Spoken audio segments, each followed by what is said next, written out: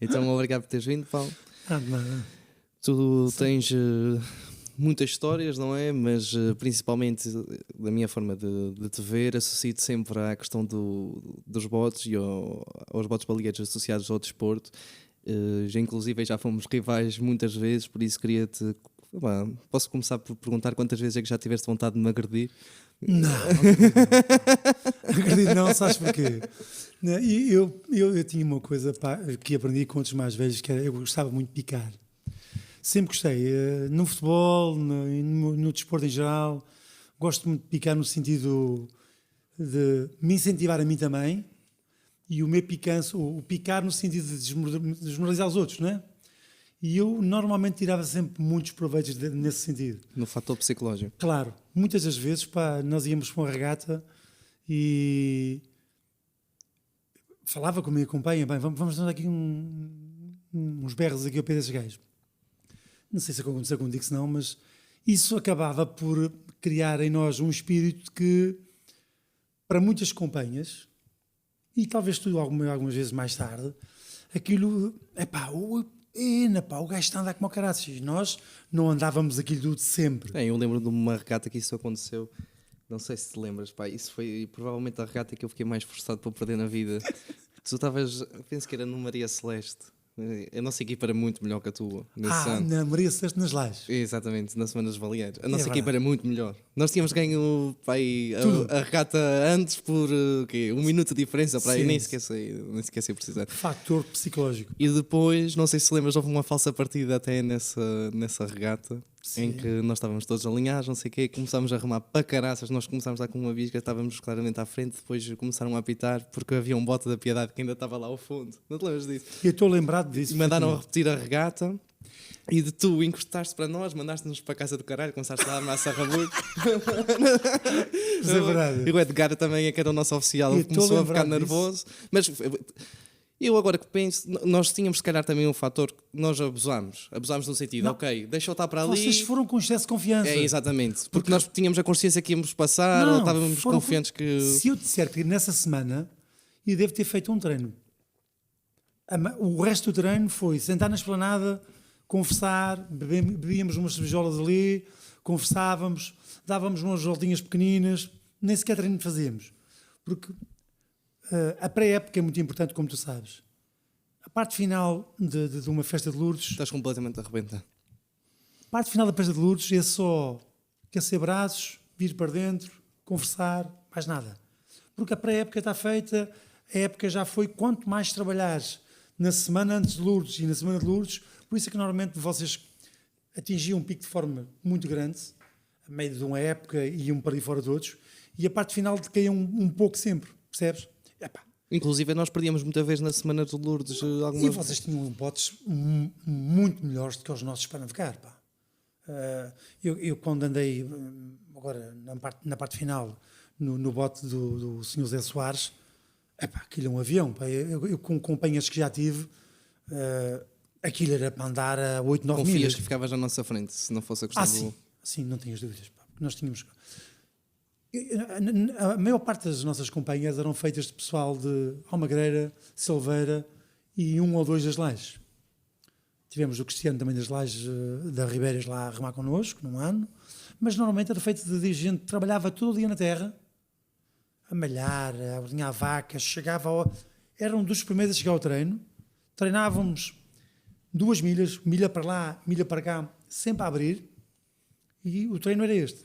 Nessa regata, tu através do sorteio, ficaste ao nosso lado, começaste a atravessar, e é verdade, nós estávamos com o chefe de confiança, porque foi, olha, ok, deixa, vamos para o outro lado. Certo. E quando vamos fazer aquela volta, partimos um bocado atrás, mas eu lembro que fomos sempre colados na vossa polpa, e nós pensávamos, na nossa cabeça, a gente vai passar, quando quiser, claro. Nós vamos dar uma força, temos muito mais força do que eles, nós vamos passar, e nunca aconteceu. Sabes qual foi nós o problema? Ganhamos o campeonato, mas ficámos completamente lixados de ter perdido essa regata. E nós viemos sempre a gerir a regata.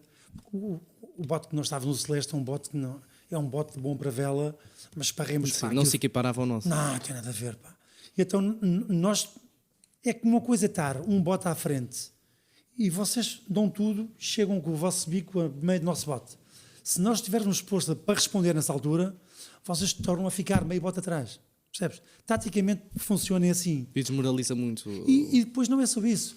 E vamos, e se mata quem está a remar, porque ninguém aguenta a remar constantemente a 150, 160 pulsações. Bem, a intensidade dá cabo de ti. Porque ele vai-se embora, não há hipótese. Quando é que tu apanhas essa transição de tu estás no começo, não é? Dá-se o fim da caça à baleia, os botes perdem a sua utilidade inicial, não é? O motivo pelo qual tinham sido criados deixa de existir. Sim. Tu apanhas essa adaptação dos botes como um meio de subsistência de várias famílias aqui no Pico para algo na perspectiva do entretenimento, adaptado às regatas. Estás nesse início? Sim, eu estou no início. Claro que eu entrei numa companhia de gente que já com 40, pá, entrei eu, o Lídio com 17 anos por aí. Lembras-te do ano? O centenário de Lourdes foi em 80 e não sei quantos, pá. 80 e tais, não sei precisar, 86, 87, por aí. Eu sei que comecei, portanto, com 17 anos mais o Lídio a remar, depois tínhamos remo proa, Leonildo, remo na Tavante, o João António, o remo dos 3, o Artur Caramuja. Não conheci nenhum até agora. O remo dos 4, o Lídio, o remo dos 5, eu, e o remo da boga, o Daniel Ratão.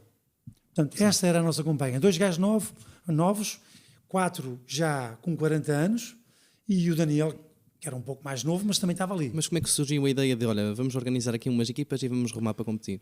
A ideia partiu um pouco do Tomanel. O Tomanel foi um dos principais impulsionadores desta parte de regatas entre portos. Na altura havia, portanto, era Calhete, Ribeiras e Lajes, um bote cada um. Escolhiam os melhores remadores para a competição. Como é que faziam essa seleção? Olhavam geneticamente para a pessoa, diziam, tu tens um corpo assim mais forte e tal, és mais atlético. Também, mas na altura a seleção é feita pelo oficial, porque houve muita gente que começou connosco e pronto, e não avançou mais, porque naquilo tu tens que ter uma mentalidade vencedora e espírito de sacrifício. Por isso é que normalmente nunca metias. O Otto Manel tinha aquela companhia, mas ele teve outras antigas que faziam esporadicamente na festa de Lourdes. Depois é que passou a ser mais a sério. Mas essas companhias que ele fazia, e ele falava-me delas, e eu, aliás, também tenho fotos delas, essas companhias eram feitas só mesmo para a festa de Lourdes e não se fazia regatas, penso eu, em mais nenhum porto. Ou seja, então as regatas surgiram na Semana dos Baleeiros? Na Semana dos Baleeiros. Na festa de Lourdes? Sim. E lembras-te quem é que foi o primeiro vencedor dessas regatas? Maria Armanda, o Tomanel Garcia. Era o bote que tu estavas? Sempre foi o meu bote. Sempre. Andei nele muitos anos. Depois acabei por sair por situações familiares dos velhotes, porque não podia estar num lado e no outro. E depois o Filipe ficou com o bote e eu então acabei por pegar no que estava disponível. E foi assim que continuou, e foi assim que durante muitos anos, desde 17 aos 40 e tais, porque 40 e tais o quê? Não. Então eu ainda fui ao Regional na Graciosa, ganhei o Regional na Graciosa no bote de Zé Soares, pá. Isto foi há 3 anos, não é? Sim. Sim, 3 anos, pá. 3 anos. Claro que já tinha uma companhia já... Tu estás com quantos anos, não é? 58. 58. 58. Okay. Estás bem conservado. Não me sinto... Psicologicamente estou bem. Claro que há algumas coisas que... Vamos lá ver uma coisa. Não é que me privo, se calhar exagero um bocadinho, mas tenho que tomar mais algum tino, que é... Pá, na bicicleta, e agora que é uma modalidade que estou a fazer mais, é a bicicleta, por vezes, tu atinges velocidades que nem vale a pena olhar para o conta-quilómetros. Porque numa bicicleta andar a 70 km/h é muito. É um risco. É um risco. É um risco, pá, e tens de ter material. Tens de ter tomate. Tem que ter tomates, não só. Tem que ter tomates e às vezes ser um pouco maluco para atingir velocidades, principalmente na estrada, para atingir velocidades muito, muito grandes. Quem é que te ensinou a remar? Foi o António Manuel? António Manuel, portanto, foi o meu mentor, e depois, mais tarde, acabei por, daquilo que ele me ensinou e daquele pouco que eu fui aprendendo, ensinei a outras gerações mais tarde. Ele ensinava-te sempre numa perspectiva de como eles faziam quando iam caçar a baleia. Sim, tal e qual. Tanto é que nós começávamos sempre, aliás, o tipo de remada de competição foi evoluindo para uma maneira completamente diferente. Antes era buscar remadas compridas, muito longo, deitar as longas, costas. Hoje em dia não. Levantar o cu do banco. Levantar o cu do banco, coisas completamente diferentes que não tiravam nenhum rendimento. Claro que o Dr. Manel depois acabou por sair, eu fiquei no bote, mas nunca gostei de ser oficial. Gostava sempre de remar. Eu quando comecei a remar, eu tinha 13 anos quando comecei, remei 2 anos, penso eu, com miúdos. Fiquei uma vez à tua frente com 14 anos, lembras-te? Provavelmente. Em São Roque, uma regata em que... Em que eu fui por dentro da boia, não é? Não, foi uma regata em que em que até o Maria da Boa Viagem é que venceu. Eles começaram, os remos saíram do lugar, vocês iam à frente, eles meteram os remos e conseguiram ganhar a regata e nós ficámos em segundo lugar. Vocês começaram pelo lado do mar. Não te lembras disso? Não estou a ver. Eu lembro-me de uma regata que ganhei lá, que estava um vendaval medonho, terra abaixo, em São Roque. Epá, e os botes estavam todos a ir para longe das boias, pá, do enfiamento das boias, e para trás, ninguém conseguia aguentar os botes. Pá. E veio uma lanchinha, nós pusemos por dentro da boia da terra, e eles perguntaram, vocês querem sair daí? E sim, nós saímos daqui. Claro, rente à terra, apanhávamos metade do vento que estavam a apanhar lá dentro. E por acaso foi das regatas que fiquei chateadíssimo, e acho que o Zé Soares nesse ano é que ficou em segundo. Nós acabámos por ficar desclassificados e ele também tinha ficado desclassificado, mas acabou porque na altura deu uma confusão lá em São Roque. Eu também depois não. Não foi essa. Não foi essa, foi? Não, essa então, questão foi essa da confusão de São Roque que eu estou diretamente envolvido. Então, queres que eu te conte? Eu já era mais velho nessa. Então foi uma que nós. Não, tu não estavas. Estava. Não, mas houve uma com o Filipe. Ou foi contigo? Comigo. O Filipe não é cara oficial. Uma é que até houve lá o roubo da taça. Sim. Tu é que eras o oficial? Sim. É sério? Sim. Pensava que era o Filipe. Não, ainda não. Mas nós chegámos já à frente, estivemos lá à tarde. Eu estava com o Rui de Chapa a tarde toda a festejar lá em cima do cais de São Roque. O que é que houve então? Houve qualquer coisa aí? Então eu vou-te contar. Foi. Nós vencemos essa regata. Estávamos no São Joaquim, foi contra a Maria Armanda. Eu até acho que tem uma filmagem no YouTube dessa regata. Okay. E nós vencemos a regata, não sei o quê, pensávamos que tínhamos ganho, tudo tranquilo. A regata acaba para às 3 da tarde, beber cerveja lá com o meu amigo Rui, não sei o quê, a tarde toda a comemorar, a festejar. Lá para cima para o jantar nos bombeiros em São Roque às 8 da noite. Ninguém nos tinha dito que nós tínhamos sido desqualificados. Estás a ver a cena? Okay. A confusão partiu foi de nós. Porquê? Inclusive de mim. Porque nós estávamos lá naquelas mesas assim, no aspecto Espírito Santo, não é? Com pai, 20 e tal pessoas. Quando chega a altura de dar as classificações, dizem que nós estamos desqualificados para a primeira vez, depois de ter bebido uma bilha ou 2 de cerveja, de ter celebrado a tarde toda, que se lembraram de dizer que aqueles gajos meio malucos tinham sido desqualificados. E eu lembro-me que nós, demos assim, virámos a mesa, as pessoas estavam todas a comer assim, era jarros de cerveja, não sei o quê. E eu lembro-me que o Rui de Chapa, o Fernandinho é que estava a anunciar, e o Rui de Chapa subia ao palco, ele pegou no Fernandinho assim, tinha lá um microfone que ele estava a dizer as classificações, e eu ouvi isso perfeitamente nos bombeiros todos, assim, se tivesse dinheiro e partia-te a cara toda. E até o Fernandinho desistiu de ser júri após essa confusão. E no meio desta confusão toda, o Kevin Simas, que remava connosco, foi por trás, pegou na taça de primeiro lugar e levou a taça consigo. Então foi essa história. Acabou o jantar, acabou tudo. Já foi. Há coisas que um gajo, como é muitas regatas, há coisas que ficam, mas essa estava convencido que tinha sido de outra maneira. Mas nas regatas, e há uma coisa importante. Na nossa companhia, nós ganhámos muitas regatas. Eu ainda apanhei regatas com o Sr. Manel Homem. O Manel Homem foi dos que me ensinou a remar. Com o Sr. Manel Homem, com os irmãos ali, com o Batista, apanhei com essa gente toda. O filho de Manel Homem também, que era um bom remador. O Henrique. Apanhei aquela gente de Ribeiras, tudo gente que estavam a treinar e treinavam. Nessas alturas era muito diferente a competição das regatas do que é hoje em dia, certo? Não tinha nada a ver, Se calhar, sentes que era mais ou menos competitivo? Era menos competitivo. Eu tenho essa ideia. É muito menos competitivo. pessoas que falavam comigo, que tinham remado antes e diziam-me sempre isso. Porque no nosso tempo nós Não assim. Mas eu havia- tinha sempre a noção que nós já tínhamos uma evolução diferente do que eles tinham. Vê lá, numa época fazíamos, não sei quantas regatas, mas 3 pelo menos, ou 4, nós fazíamos. Dessas 4, às vezes podíamos perder uma, mas tivemos hegemonia muito tempo que nós treinávamos mais do que os outros.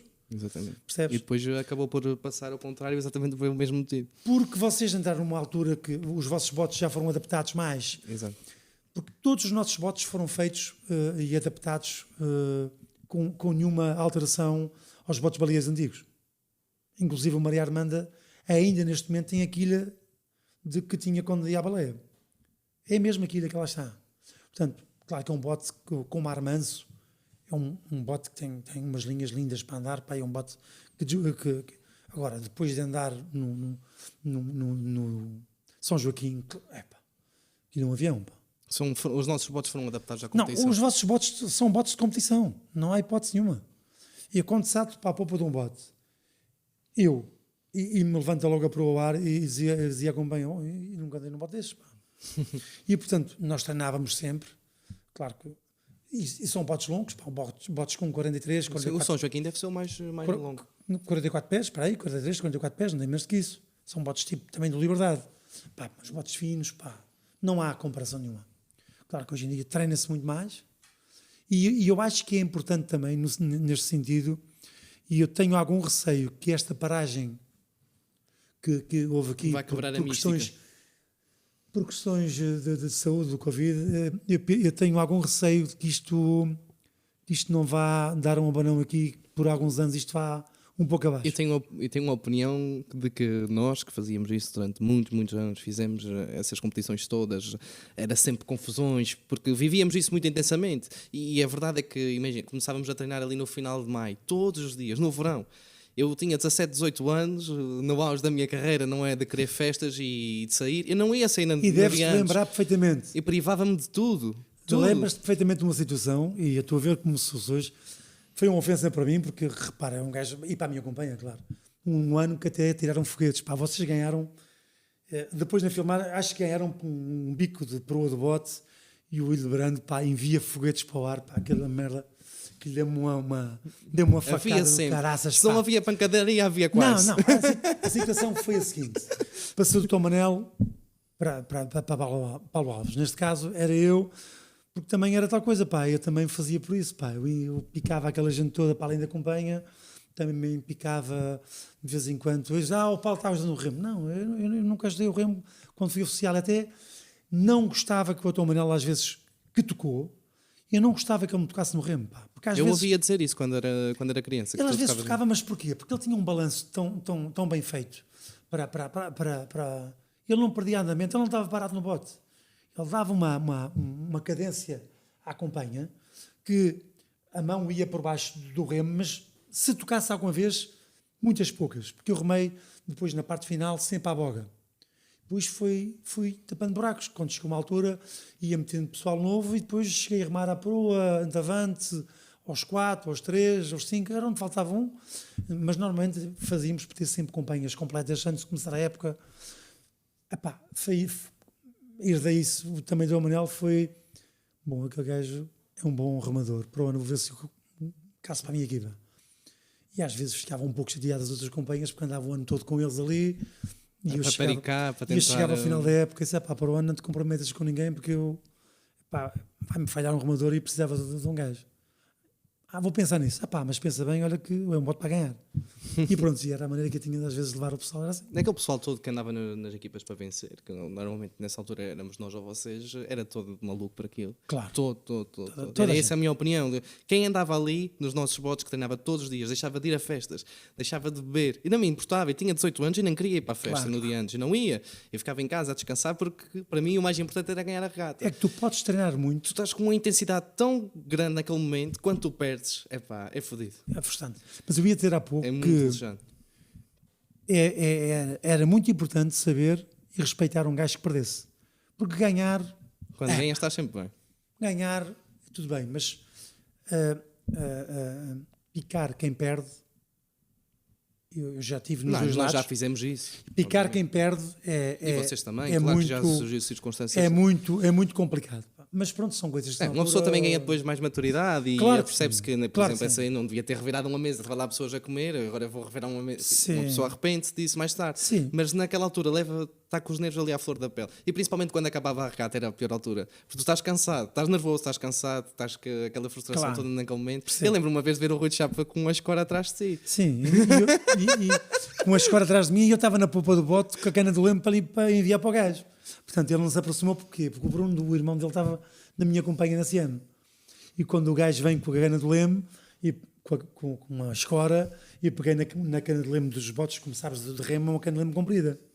E eu só dizia ao gajo, anda cá.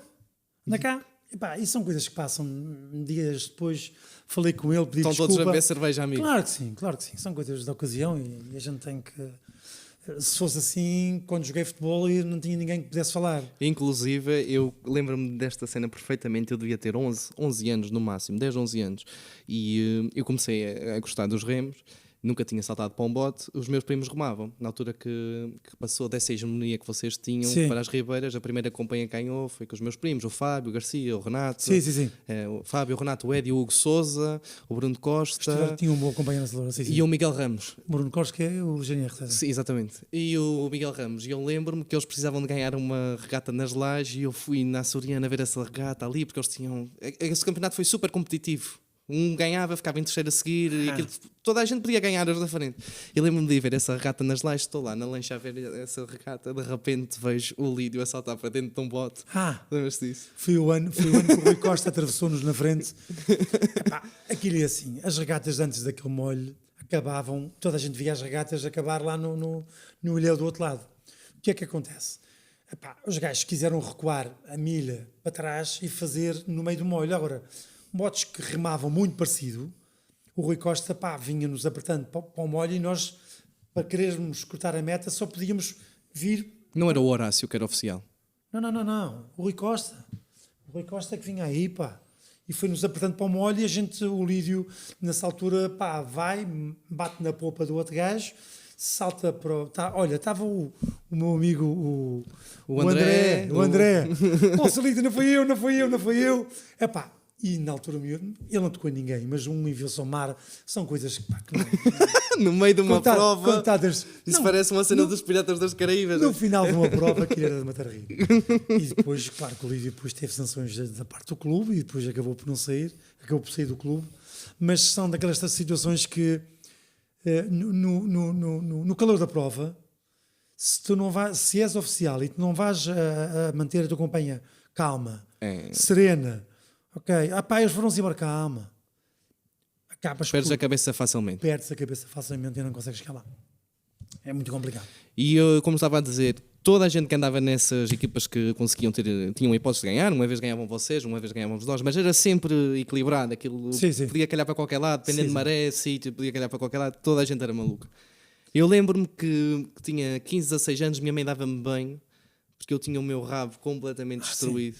Ficava, imagina, ia treinar, não tinha pele no rabo, tinha que ir no dia a seguir e ia. E ainda ficava com menos pele e daqui a 4 ou 5 dias nem sequer tinha rabo. Estava tudo em carne viva, tinha que me encostar assim ao duche, minha mãe é que me tinha que lavar as minhas mãos. Eu cheguei a ir a fazer curativo e meter um produto nas mãos antes de uma regata nas Lajes porque não conseguia tocar em nada, estava com as mãos todas lixadas. Nós tínhamos uma coisa boa, que as nossas companhias, a maior parte das companhias que nós tínhamos lá, e já te referi há pouco, eram companhias que trabalhavam dia e noite, vacas malhar, milhos e coisas do género. Para eles, calos, não havia nada.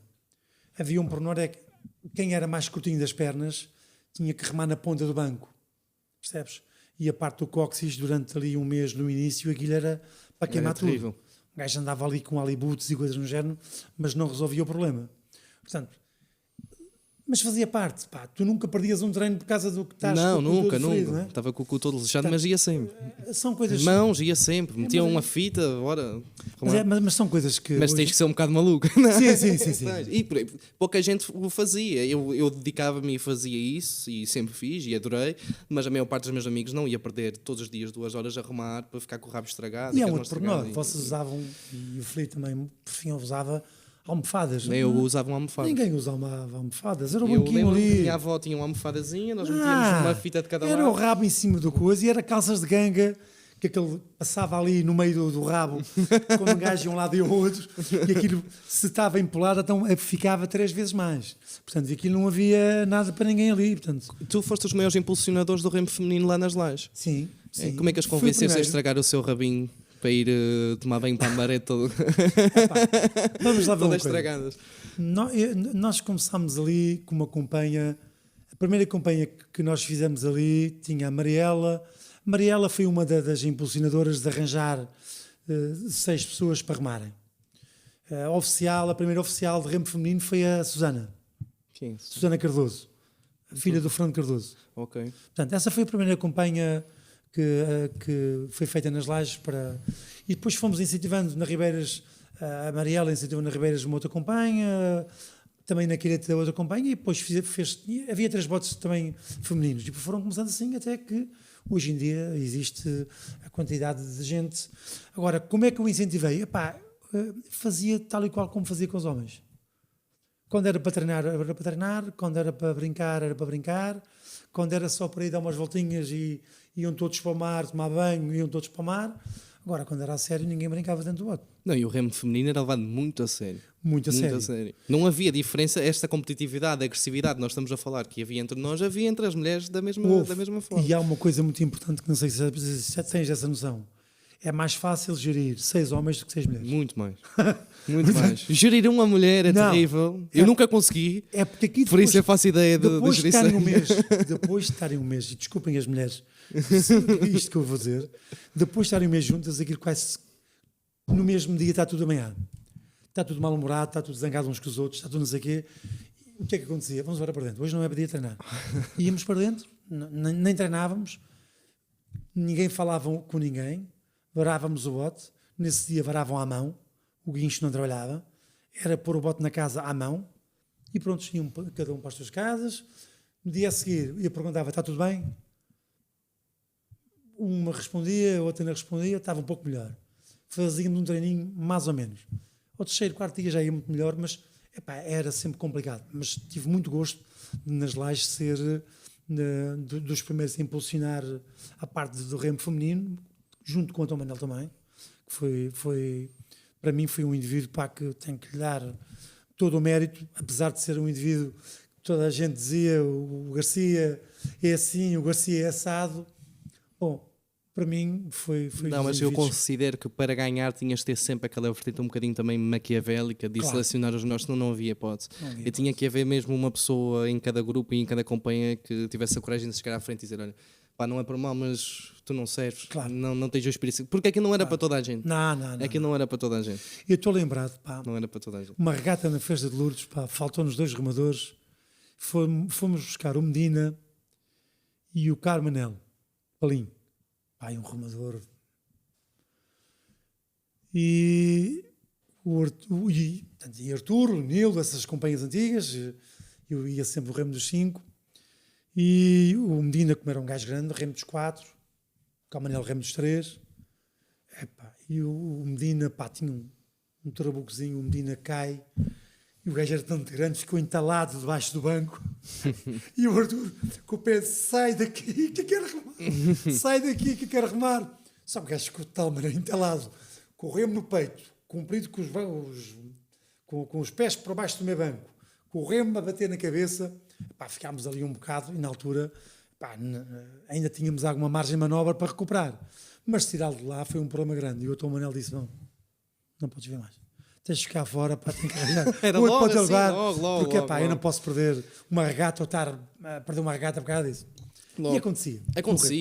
E aconteceu, até associavam isso aqui muito ao Eddie. Sim. E eu dava bem com o Eddie e tudo, mas também associavam sempre a ele que ele tinha esse feitio. De perdias uma regata e ele ia logo dizer a alguém, pá, a culpa foi daquele gajo. Pá, isso não. Tem que arranjar uma forma dele não ver. Em qualquer desporto de equipa, ganham todos, perdem todos. Mas havia sempre. É essa a mentalidade sempre. que eu incutia. No remo feminino, no remo masculino, nós ganhamos todos quando ganhamos todos. Quando perdemos todos, perdemos todos. Não tem ninguém, cada um deu o máximo que pôde. Ótimo. Mas tinha que haver sempre aquele toque maquiavélico ali um pouco, senão não conseguias. E eu compreendia, epá, não era muito o meu feitio de fazer esse tipo de cenas, Eu tinha um bocado disso. mas eu compreendo a frente dele, porque epá, ele era viciado naquilo, era mesmo completamente vidrado. E também, epá, para mim o mais importante era ganhar a regata. Claro. O mais importante do verão inteiro era chegar às regatas e ganhá-las. Vocês tinham um problema psicológico. Era a festa de Lourdes. Para vós, Sim, foi a regata que talvez perdi mais vezes quando tinha hipótese de ganhar. Provavelmente. A festa de Lourdes para vós era um problema e nós sabíamos disso.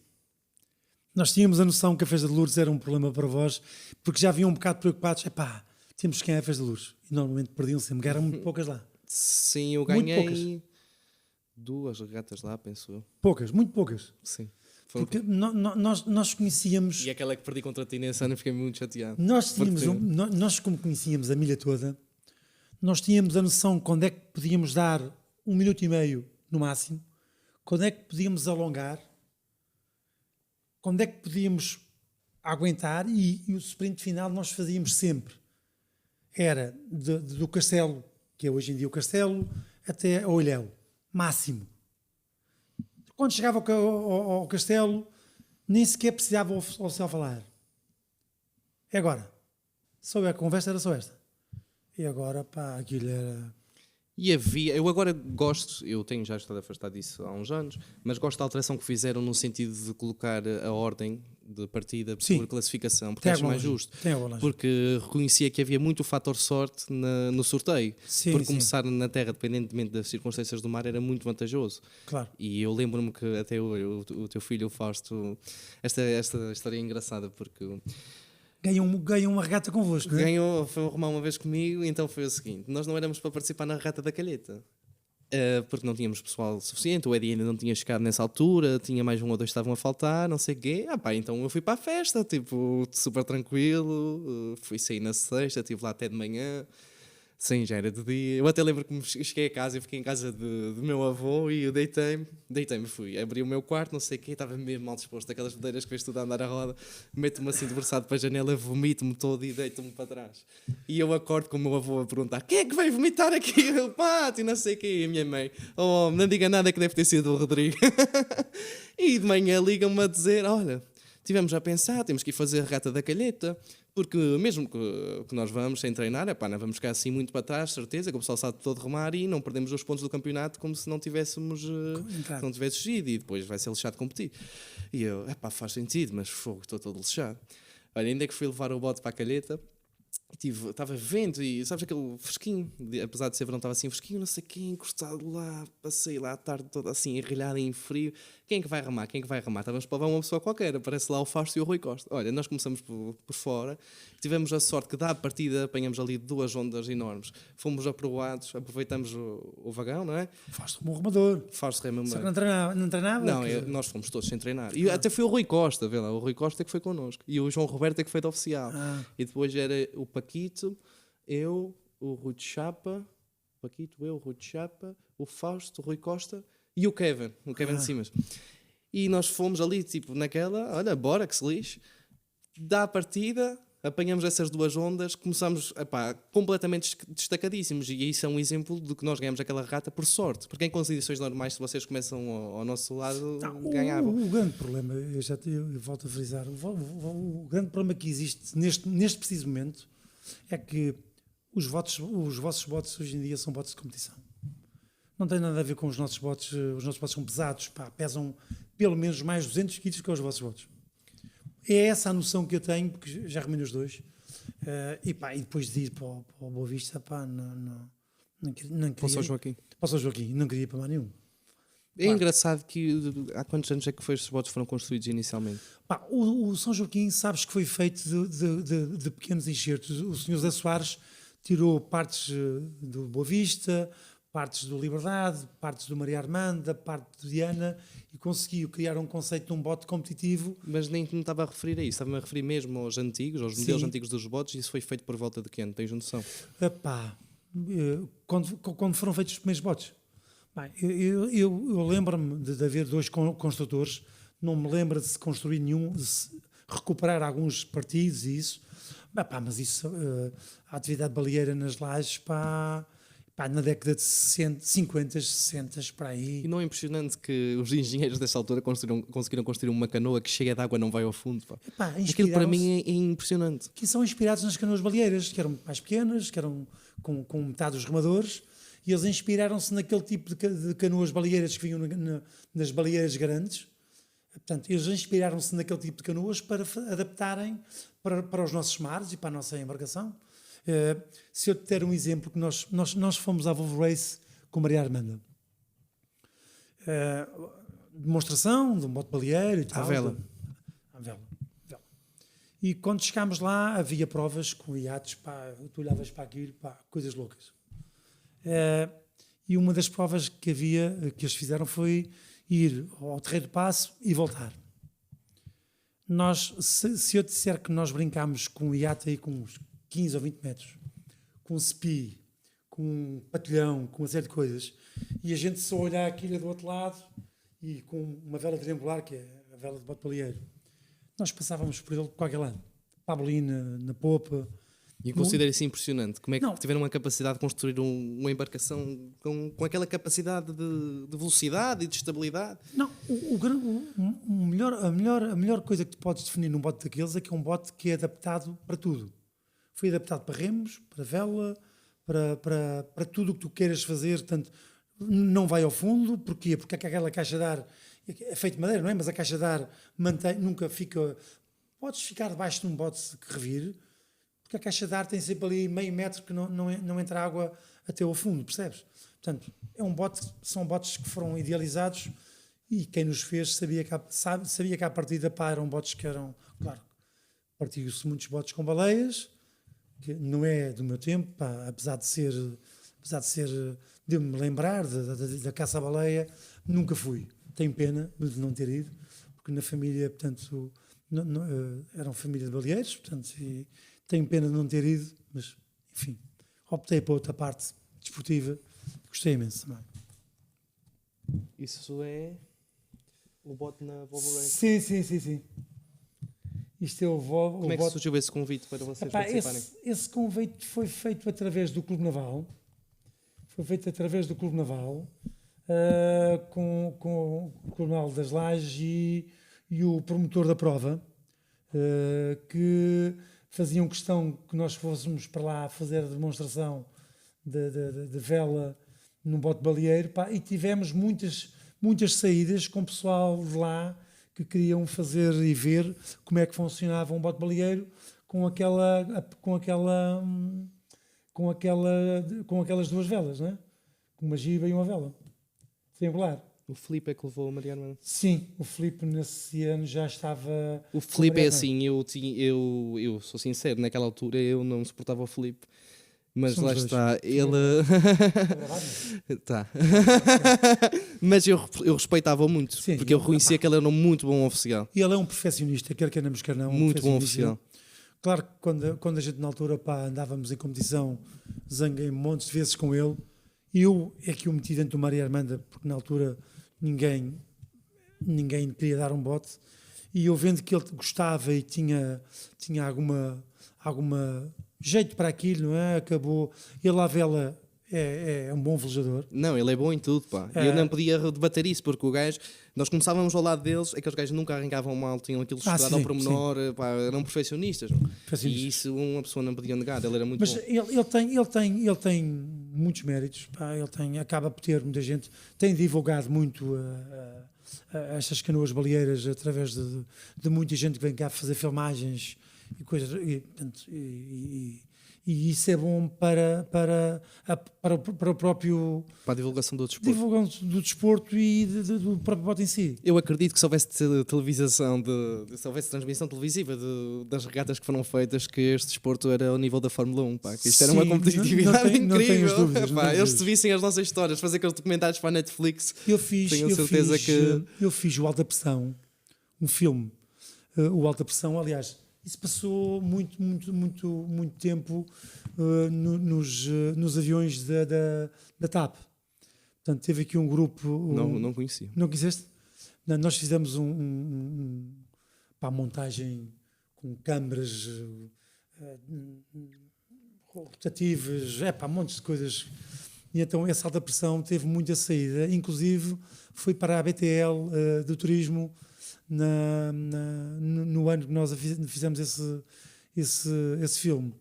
E então essa alta pressão recolhia um pouco de tudo o que se passava na ilha. Nas lajes foi as canoas baleeiras, quer o remo, quer a vela. Nas lajes foi E é interessante porque isto passou das lajes, do Conselho das Lajes, nomeadamente Lajes, Ribeiras e Calheta, sempre foi os sítios com maior tradição e continuam a ser os melhores a nível de remo, então são sempre os melhores portos, ou os portos que têm botes mais competitivos. Sim. Começou no Conselho, passa para o Faial, esta questão da competição. Sim. Eles são muito bons em vela. Claro. Até são superiores a nós. Não é? Sim. Já foram mais. Eu penso que o Filipe neste momento está-se a chegar um pouco já para eles. Já para o nível apesar de não... Sim, porque eles também já ganharam regatas a eles também. Agora, eles tiveram muita hegemonia claro nos últimos anos. 8 botes, pá.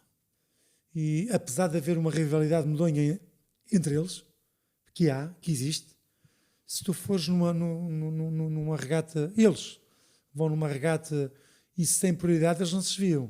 Podem partir o bote todo, pá, mas o gajo não se desvia.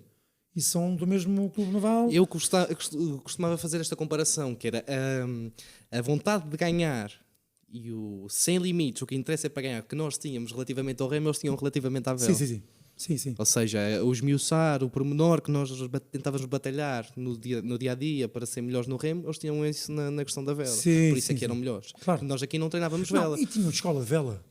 Se reparares, do antigamente, o Faial sempre foi um porto de veleiros e porto que se ensinava vela desde muito cedo, pá.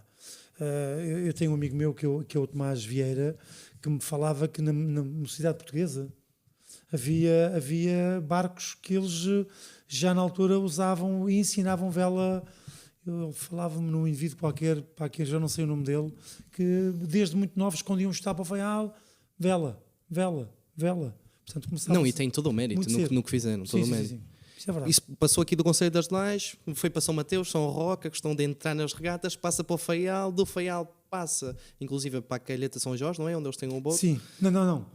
Para as velas. Para as velas. Ok, pensava que era da Calheta. Velas. Assim, passa para o bote lá em São Jorge, agora Santa Maria tem um bote. Flores tem bote. Inclusive o primeiro campeonato regional que houve, eu participei nas Flores. Foi muito engraçado. Nós tínhamos sido campeões de remo no ano anterior, então deu-nos acesso ao regional. E o que é que aconteceu? Tínhamos 2 remadores que não podiam ir. Eram 2 remadores bons, era o Sénio, não foi, e quem é que foi o outro? Não tinha certeza. Penso que foi da companhia que não estava no ano passado, penso que estava a faltar o Sénio e o Renato Garcia, mas não tinha certeza. Então arranjámos outras 2 pessoas, não eram maus, mas enfim, estavam lá só mais uma coisa. Mas estávamos contra o Filipe naquela altura já se estava a chegar muito para nós é que tínhamos ganho o campeonato antes, mas já não era, estás a perceber, já tinha sido muito mais competitivo. E chegámos lá e tal, no dia para sair, olha, vamos nos portar bem, regata ali era 1 ou 2 da tarde, nada de beber, não sei o quê, estamos aqui com 2 pessoas de fora, mas vamos ver no que é que dá, então depois não sei o quê. Chegamos ao Santorini, a São Roque lá, entramos por lá dentro para caminhar para as Flores, o Carlinhos remava comigo da Calheta nesse ano. Sim. Chega o Jorge Canarinho lá à mesa do bar do Santorini, saca do violão, foi logo uma sorriada de cerveja, aquilo era cantorias, era cantar e dançar e cantar, era toda a gente do barco a cantar, que era uma loucura, era cerveja. Chegámos de direita, todos lixados, às 8 da manhã, às Flores, ficámos atrás do Filipe. Eu não sei quantos regionais é que já houve, participei em Flores, 2. Santa Maria e Graciosa. Não. E São Mateus da Terceira. É que eu ganhei 2 campeonatos regionais.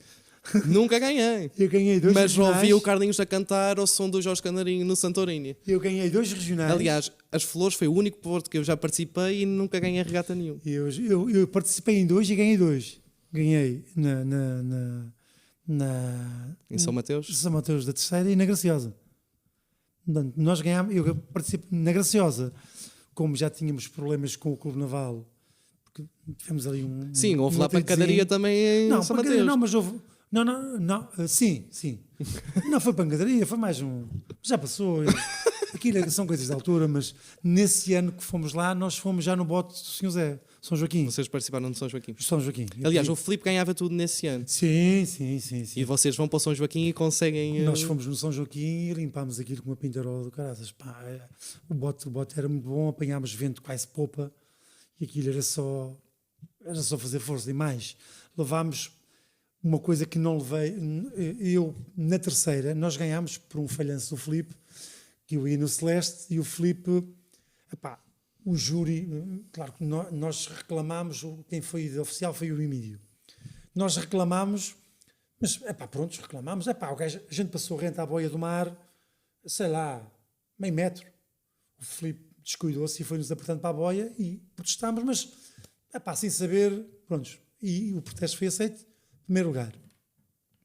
E eles não tinham a sua companhia toda no primeiro ano, na primeira regata. Depois ganharam as duas, mas entretanto já tinham perdido uma. E nós fizemos 2 segundos e acabámos por ganhar o campeonato. O gajo ficou completamente desorientado. Mas, pronto, são coisas que hoje se recorda. Pronto, já... Eu lembro-me também, eu adorava essa cena das regatas. Havia muita ansiedade e nós tínhamos muita competitividade. Nosso bode, chateávamos com vocês, com o Filipe. Era normal, era sempre. Se não havia pancadaria, ia sempre a roçar isso. Mas sim. Pronto, depois eu dou-me até muito bem com todas as pessoas. Olha, o Bruno Chapa é uma pessoa que eu adoro. Sim. E eu lembro-me de estar numa regata e ele tipo, a dizer: tu vais levar, rapaz, és um rapaz pequeno. Tipo, mas eu gosto muito dele, eu acho uma boa pessoa. E não vou. Aquilo era uma circunstância no momento, o calor, diziam aquelas coisas como outras pessoas. Mas claro, no global eu até me dou muito bem com essas pessoas. E embora essas situações tenham passado, tudo tranquilo, eu percebo, eu respeito que tenha sido. E hoje em dia a idade depois faz o resto. A idade vem a maturidade, vem uma série de coisas. Mas essas regatas eram menos espetaculares. Eu lembro também de uma regata, essa era exclusiva a vela, que era uma Cais Velas Cais, que já não existe, que era de São Roque, para a festa das velas, festas das velas para São Roque. Certo. Isso era brutal. Claro. Eu lembro-me, era o espírito, eu era muito novo e não participava em vela, porque lá está, gostava de remar, não gostava de me cansar, estar ali ao sol antes de ir remar. E o Mário também convidou-me, ele era oficial do Boa Vista, para eu ir na companhia dele. Eu lembro-me de ter ido até lá e é uma sensação da malta das Ribeiras chegar lá toda a São Jorge, ir para a escola profissional e sair em conjunto, todos os elementos das companhias a saírem por lá para aquela avenida e encontrarem um quiosque, sentarem lá, conviver, beber cerveja, conversar, partilhar, desde pessoas com 70 anos, adolescentes, estás a perceber? Eu acho que sim. Eram memórias incríveis. É isso que fica. Levar botes para o Faial, estar lá na Semana do Mar, espetacular. É isso que fica. Eu, por acaso, em termos de mar, portanto, andei, como sabes, já disse, muitos anos, mas depois chega uma altura que a gente tem que saber quando é que tem que se retirar de lugares mais novos, não é? E portanto foi isso um pouco. Ainda não te aconteceu? Eu, para dizer a verdade, claro que a companhia está feita, portanto, a nossa companhia está feita, mas pronto, quando falta alguém, se quiserem que eu dê uma ajudinha, estou lá para ajudar sempre. Normalmente costumo fazer a pré-época com eles, porque há sempre um gajo que falta, há sempre o Tiago que está de serviço na Podina naquele dia, vou eu, mas já sabemos o que é que temos que fazer, portanto, acabo para não estar sempre meter uma pessoa que não saiba remar ou que vá só complicar, portanto nós fazemos um pouco isso e temos-nos dado bem com isso. E também, para além desse contexto que agora existe e que eu acho muito interessante, que é dos regionais, há a regata internacional, que até surgiu antes dos regionais, onde há botes em New Bedford e as pessoas participam lá nos botes baleares. Sim, eu tive também um ano lá com eles. Participaste já na regata internacional? Já. Eu participei, que acho muito bem que todas as câmaras contribuam, mas no ano que eu fui, eu não sei se alguém levou alguma companhia, e não sei se sou eu é que sabia remar, o resto era tudo. Sim, acontecia muito isso, levava uma pessoa do remo daqui, uma da vela. Não tem lógica. Devia ser a meritocracia da equipa que ficasse em primeiro lugar. Tinha alguma lógica que assim fosse. Ou quem o regional fosse. Tinha alguma lógica que assim fosse, porque era um pouco mais a verdade esportiva, porque repara, nós acabávamos eu nunca por fui, perder por exemplo. algumas vezes com o Faial, que treinava o ano todo, já acompanha que ia levar para a Internacional. Claro. Epá, e Porque tu estavas a remar com perder a pessoas que remos com o não tinham Faial, remado. para a gente era a mesma coisa que Sim. passar uma navalha, mas passar uma coisa na garganta e dizer, porra. esses Foi o gajos são Nuno uma ganhada. Azevedo que foi comigo às flores também. O Nuno Pois. Azevedo é que foi comigo às Sim, flores, sim, agora sim. que eu lembrei. Até muito engraçado. Esse era bom remador. Agora, Eu fui recrutá-lo nas Lajes para vir cá remar connosco. Ainda remou 2 anos, foi campeão comigo. nós tínhamos ano. ali, nós tínhamos ali muita gente, tínhamos a companhia completa e depois de vez em quando levávamos dois, queres ir hoje, que fulano não pode, e então íamos vendo ali Já ao a final da competição. época, o que olha, já nos enganei, já me enganei também, este gajo não vai dar nada. No outro ano vi o remar, filha, o gajo, afinal evoluiu bastante. Mas pronto, isso é como no futebol, há muita gente que... Sim, porque não é só olhar para a pessoa, é aquilo depois lá Não. está, o espírito de sacrifício, a atitude, Isto é faz como no que futebol, tu vês um bom progridas. jogador que é em miúdo, é um bom jogador. Depois evolui um pouco mais, chega ali a júnior, que é aquela fase de transição, parou, estagnou, nunca dá um bom sénior. Percebes? E portanto, o Remo é igual, quer dizer, há muita gente que promete muito e não dá. E há muito pessoal que a perder, não tem jeito, não tem isto, não tem aquilo, e depois dão bons remadores. E o No Remo fundo, foi a tua primeira introdução ao desporto? Não. A minha primeira introdução ao desporto, vou-te contar, muito fácil. Eu tenho um primo que vocês devem conhecer, o Osvaldo Inácio. Sim. Eu comecei o desporto no sentido de ter contato 3 anos. 3 3 anos, o Osvaldo, Muito bem. que era mais velho que eu, 3 anos, a minha casa era ali mesmo ao pé do campo de futebol. E a minha introdução ao desporto foi assim: o Osvaldo precisava de alguém que fosse buscar bolas atrás da baliza. E então eu rematava a baliza, às vezes não havia guarda-redes, se havia guarda-redes, mas as bolas iam por fora. E eu então ia lá buscar bolas, dava o meu pontapézinho por dentro, com camisinha de dentro, sem cuecas, sem nada. Porque a minha mãe não queria que eu fugisse para o campo de futebol. E então, quando ela dizia, ó Paulo, eu disse, vou para o tampo, copi-me Osvaldo. Pronto. Então estava com ele desde muito pequenino. Depois na escola andei no atletismo, desde os meus 8, 9 anos comecei a fazer corta-matos e lançamento de peso e de dardo. Depois comecei a jogar futebol sénior aos 14, no Lagense. Joguei desde os 14 aos 44, 45 anos. Passei também por outras equipas.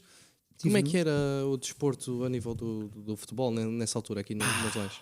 Muito renhido, muito renhido. O futebol do meu tempo não, de quando eu comecei, que tinha 14 anos, estava no banco, entrava de vez em quando, mas era tudo gente boa. Até o Caineirinho, que jogou no Benfica, jogou connosco, impossível ter lugar com aquela gente toda. O futebol era muito a sério, havia Lagense, havia Calheta, havia Piedade, havia Santa Amaro. Tínhamos mais equipas do nosso São concelho Roque. do que na Primeira Liga. Mas é verdade, São Roque, Candelária, Madalena, nós tínhamos 8 equipas no Pico. Disputávamos um campeonato no Pico para depois disputar no Faial e na Inatel. Estamos a falar de Inatel, hein? Olha, podes-me explicar o que é que se passa aqui? Olha, isto é uma equipa de júniores já, com miudinhos que já não são do meu tempo. Não é? Mas muitos daqueles miúdos jogaram comigo mais tarde. O Honório, o Honório, mais quem? Aqui o António. O Honório, aquele ali do lado direito. Esse é o António, não jogou. O Adriano não. Aquilo não é o Adriano, aquilo é o Rogério. O Luís Ribeiro logo a seguir. O Luís Ribeiro está ali, também jogou futebol connosco. Aqui do Arrifo, o Rogério do Arrifo, o segundo ali ao lado. E aquele daquele lado ali, eu não sei se clicando em cima consegues ver quem é, o do lado de todos. O último, esse de baixo, não está identificado. Eu não estou a ver quem é aquele indivíduo. Está ali o irmão do Luís Ribeiro, na ponta de lá. O Laurénio, logo a seguir. O José Manuel da Renault. Olha, o Laurénio é jogador de futebol, Laurénio. Muito bem. José Manuel da Renault. A seguir o José Manuel da Renault. Depois é aqui o irmão do Laurénio, não é? O Fernando António. Sim, aqui acima. O professor Emanuel. O António Eduardo, o António Bichão. Isso é a gente chamava flight, mas era um miudinho da Ribeira de Meio. E isto era o Honório, que depois mais tarde também jogou connosco. Camilo, aqui ao lado era o guarda-redes, o treinador era o Osvaldo, já tinha deixado de jogar futebol aqui, e era aqui o Pereira da Câmara Municipal, Sim, aqui ao lado direito. Pereira. Sim. Já Isso era uma faço. equipa de júniores. Eu penso que deves conseguir uma foto da minha equipa.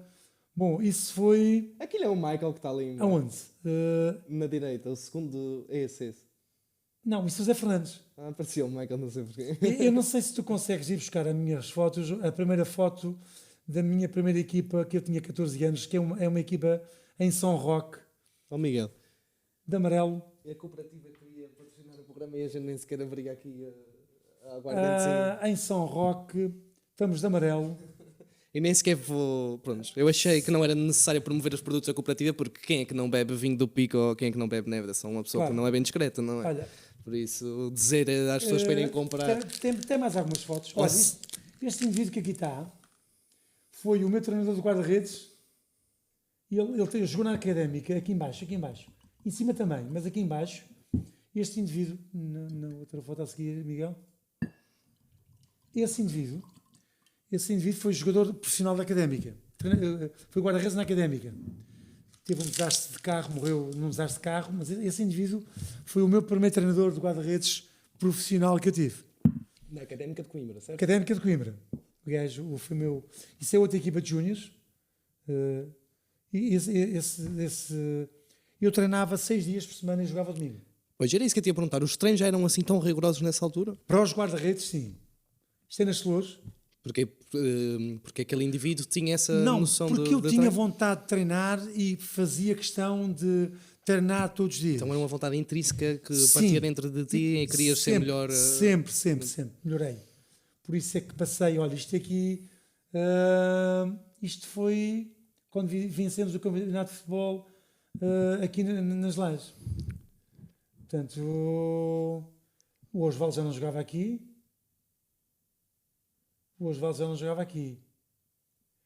Mas tenho uma equipa, isso são equipas mais antigas. Isto também é nas Flores. Nós íamos muito para as Flores. Nesse ano tivemos fechado nas Flores. O Chico era o nosso treinador. Taticamente dos melhores que eu vi. Porque ele era um jogador de Real Sport. Foi dos melhores treinadores que eu tivesse taticamente. E nós nesse ano ficámos nas Flores fechados 2 semanas quase. Por causa do mau tempo. E as mulheres nas flores tinham bigode? Não, pá. Não? Tinha até algumas engraçadas. Mas eu quero-te contar, porque na minha parte do futebol... Também acho. Por acaso, olha, uma vez fiquei lá retido com o Nuno Azevedo e eu não inclusive comecei... 2 senhoras muito simpáticas levaram-nos à padaria e roubaram papos secos para nos alimentar. Depois de uma noite na discoteca. Gostei muito. Eu queria dizer que a minha carreira como futebolista não foi à baliza.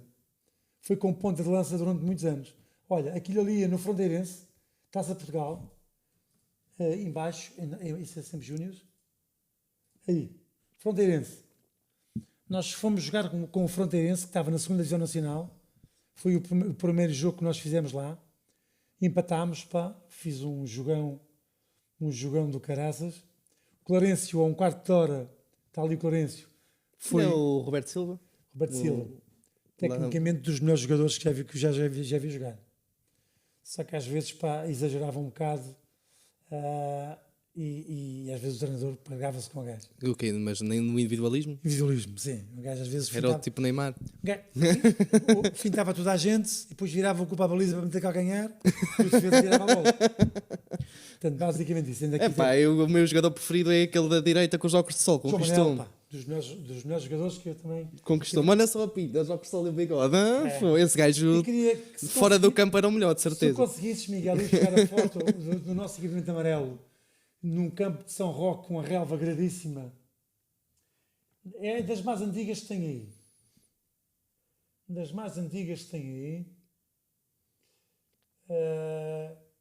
Aquilo ali no campo antigo, Graciosa também, não é ali. Mais abaixo. Isto é uma digressão que fizemos já à Graciosa. Ela vai aparecer aí. Vocês tinham um grande fotógrafo para a época, pá. Essas fotografias têm uma bela qualidade. Sim. Nós tínhamos sempre alguém, olha, se foi no ano que fomos campeões, aquilo é a equipa do Valense, ali do outro lado. Nós fazíamos todos os anos, isto é na Festa de Lourdes, fazíamos sempre um jogo com eles. O Osvaldo, portanto, aqui penso que foi já na parte final do Osvaldo. Ele foi sempre o nosso capitão. Quero dizer que comecei a jogar futebol com 14 anos e nunca cheguei a capitão, pá. Engraçado. Sentiste injustiça? Não. Não, porque tinha sempre gente que... Foi o Osvaldo, não, foi o João Manel. Aliás, começou pelo Nildo, foi o João Manel, depois foi o Osvaldo, depois foi o Zé Betancourt. Tem que haver aí uma foto. Olha, aqui dos meus primeiros escolinhas. Minha primeira equipa de escolinhas. A outra a seguir, Pedro. Essa foi a minha primeira equipa de escolinhas que eu tive. Como treinador? Rodrigo, toda essa gente está aí. A minha filha está ali, a Fabiola. O Legense é praticamente um clube centenário. Mas já fez mais de 100 anos. Nem eu penso que não, porque eu vi alguma publicação há pouco tempo a dizer que tinha 98, que ia fazer 100 anos daqui a 2. Portanto, então, ok. Tu apanhaste pessoas que te relataram histórias da criação do Legense? Sim, estão ali os sócios fundadores, numa foto ali antiga, estão os sócios fundadores. Pá, reparei agora que fiquei em quarto lugar. Tu? Porra. Aonde? Onde? Cartense. O Cartense. Apaga essa parte. Vou cortar isto. E queria que tu fosses à foto, porque eu acho engraçado. Estou a tentar encontrar São Roque, mas não estou fácil. Não está como São Roque, está como uma equipa que nós... Ok. Não está como São Não Roque. importas que fumo, pá. Não, estás à vontade. Isso é a nossa, já agora. E depois dá a tua review sobre aqui a licor de neve da cooperativa da Ilha do Pico. Isso, mais abaixo. Olha, aquilo é o campo de futebol antigo, mas não apanhei aquele campo de futebol. Aquilo era o nosso campo Os de futebol. jogos eram aqui antes, eu lembro-me de ver jogos aqui. Eu não apanhei o campo Que mais dessa maneira. gente? Vocês estão a ver o Pormenor do Moinho, que já lá existia já. O avô trabalhou ali, estão a ver a minha casa, é aquela casa que está ali, a primeira casa. Ele, portanto, essa casa aí é a minha casa. E o muro vinha até cá fora. Portanto, isto tudo aqui foi construído em barrocas do mar. O mar, quando vinha cá acima com o oeste, cobria isto tudo até o meio da vila. Portanto, isto não é do meu tempo, isto é na altura da FNAC, não é do meu tempo. Estás a ver o muro antigo? Isso, qual era a proteção que vocês tinham aí? Nenhuma. Então, Era só o mar não chegava aí enquanto vocês jogavam? Às vezes, quando chegava aqui, não se jogava. Porque o mar, quando vinha aqui, partia o campo Mas em todo. treinos, e de certeza que vocês levavam com respingos do mar ali. Não. O mar entrava direto aqui, não se podia, com o mar do oeste não se podia Cobria treinar. o campo mesmo. E até à igreja, dava a volta para a igreja e saía para o outro lado. Porque isto eram tudo muros baixinhos. Mas eu queria, tinha mesmo prazer de se conseguisse chegar lá, eu adorava imenso. Ora bem. Sim, não é bem que tens tantas fotos, quer dizer, que Eu tiveste... tenho. Qual era a melhor tiveste equipa muito na tempo. altura aqui do Pico? A melhor altura, a equipa que nos dava sempre mais era o Madalena. E a equipa mais difícil de jogar no campo deles era Santa Mar. Era a equipa que nos dava muito trabalho porque tinha muito bons jogadores. Muito bons jogadores.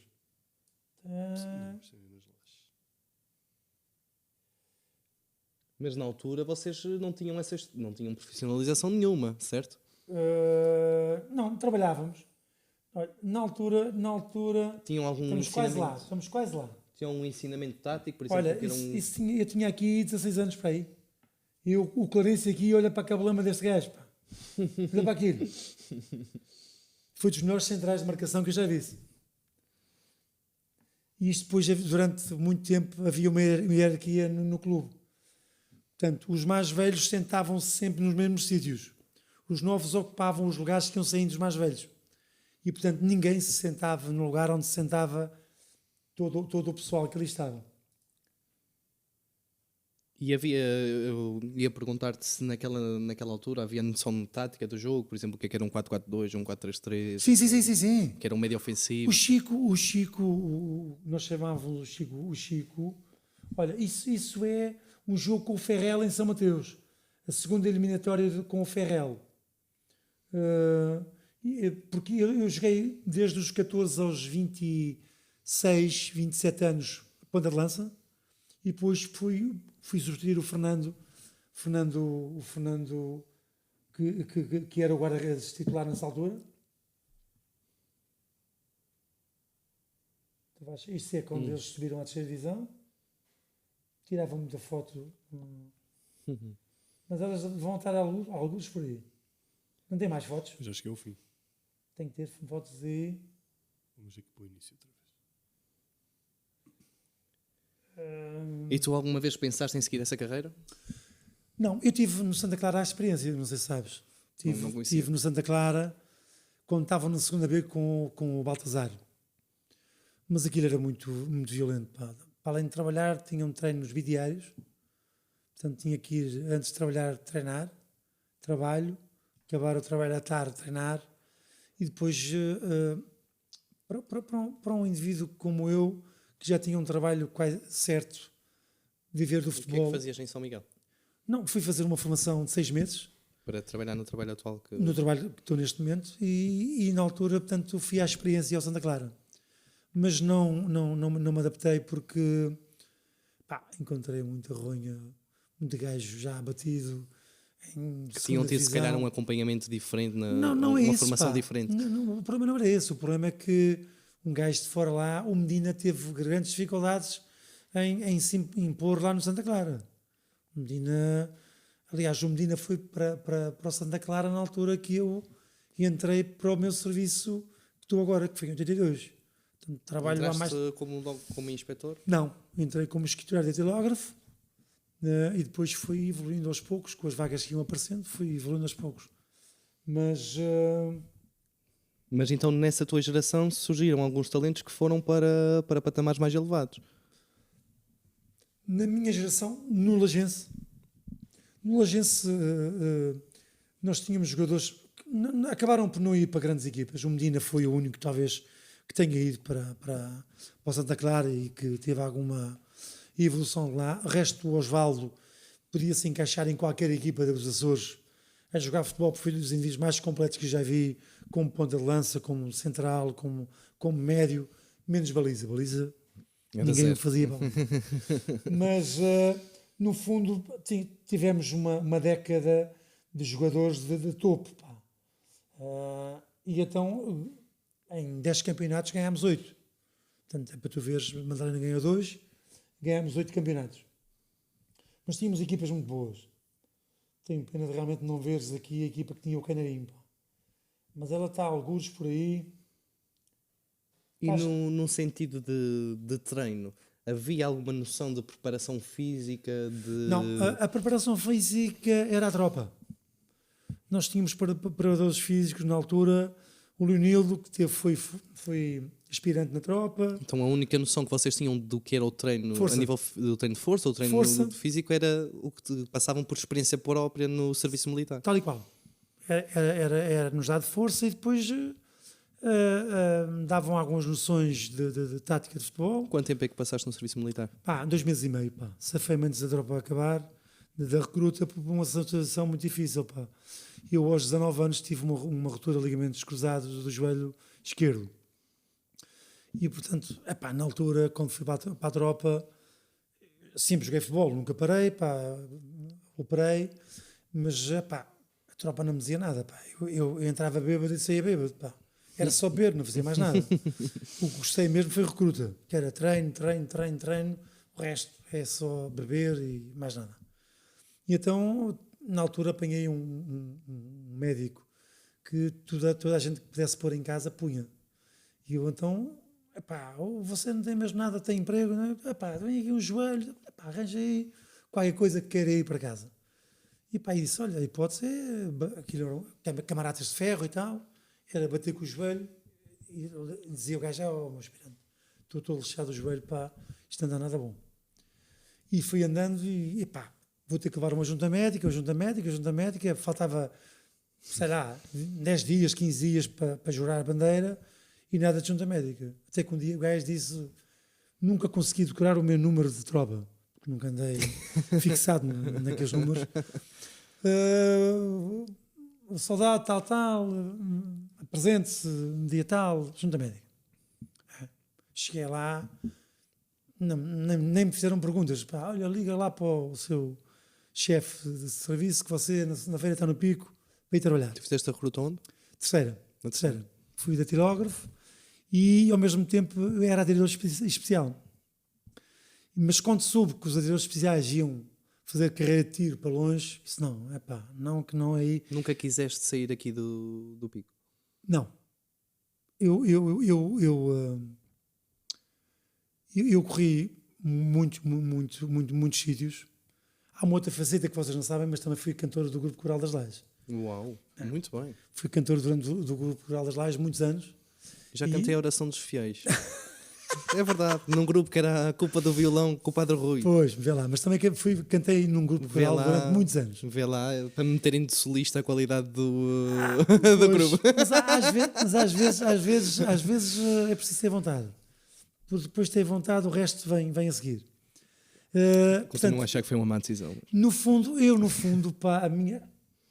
Olha, isso é uma equipa da calheta, pá. Estás a ver, Miguel? Olha, aquele é o Daniel que está ali no meio. É, sim, senhor. Pois é, estava aqui a ver. Isso é das primeiras equipas. Estava a Olha, ver se estavas aqui. tens ali o Rui, que foi nosso jogador. Esteve nas Lajes a jogar connosco. O Rui. Tens o Carlos Venceslau, que foi nosso jogador nas Lajes. O José Mariano, que foi nosso jogador nas Lajes. O Rui lá. Esse Rui. O Mariano também esteve nas Lajes. O Carlos Venceslau também nas Lajes. E o David também esteve de guarda-redes nas Lajes há algum tempo. Eu gosto de apreciar o estilo de cabelo que havia na calheta neste ano. Era ali, encaracolado, loirinho. Eu não sei quem é aquele gajo louro. Isto é a primeira divisão, pá. Ah? Qual este? O Edgardo? Não, embaixo. Esse. Parece João Pinto. João Pinto. Não, este gajo Venceslau. Este gajo era O João Pinto se tivesse nascido na feiteira. Este gajo Venceslau. Sabes quem é este gajo? É o presidente da junta que está ali, sabias? É o mais ao lado. Isso é o Oscar. É o Oscar. É o Oscar, é? Olha, nunca na vida. Isso é o Oscar, está aí. Isso é o Oscar. Eu já tinha visto esta foto milhares de vezes, mas por acaso não. Isso é o Oscar que está aí. Tens ali um da Piedade. Freitas. É pá, mas é pena. Pá, eu tenho que ter essa foto em algum lado. Eu gostava, porquê? Porque a minha evolução no futebol e na baliza, quando fui para a baliza, nós não jogávamos com um central de marcação e um na dobra. Eu que fazia dobras e o gajo da marcação ficava na marcação e o outro defesa ajudava no meio campo. És uma espécie de Ederson dos Tal e tempos qual. antigos. Porquê? Não, Porque isso já estava muito evoluído. Muito, era as táticas do Hoje- Guardiola. Hoje em dia é assim, não é? Mas porquê? Porque conseguia fazer leitura de jogo, uma leitura de jogo daquelas bolas medidas em profundidade que também já se media na altura. Eu, quando passava pela defesa, quer o Clarence, quer todos os centrais que eu tive, eles sabiam que eu estava logo a dobrar. Pá, mas nunca se vê este golo, já sofri. Nunca jogava dentro dos postos. Sempre zona do mais meio campo, fora da grande área. Às vezes ia para lá fora, ficava ali a meio do meio campo do outro lado. Estava confortável porque tinha um bom arranque de recuperação e normalmente eles nunca tentavam fazer chapéus.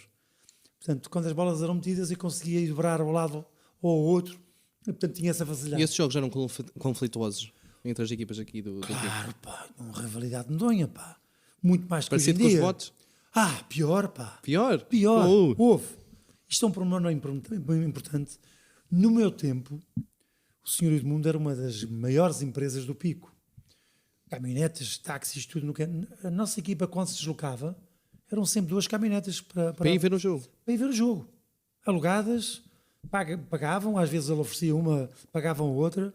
Eram sempre em caminhonetas afretadas por segundo. O que é que tu tens a dizer de comparar essa realidade com a realidade que se vive hoje em dia, em que é preciso tirar a PlayStation dos miúdos e Pois. obrigá-los a ir correr?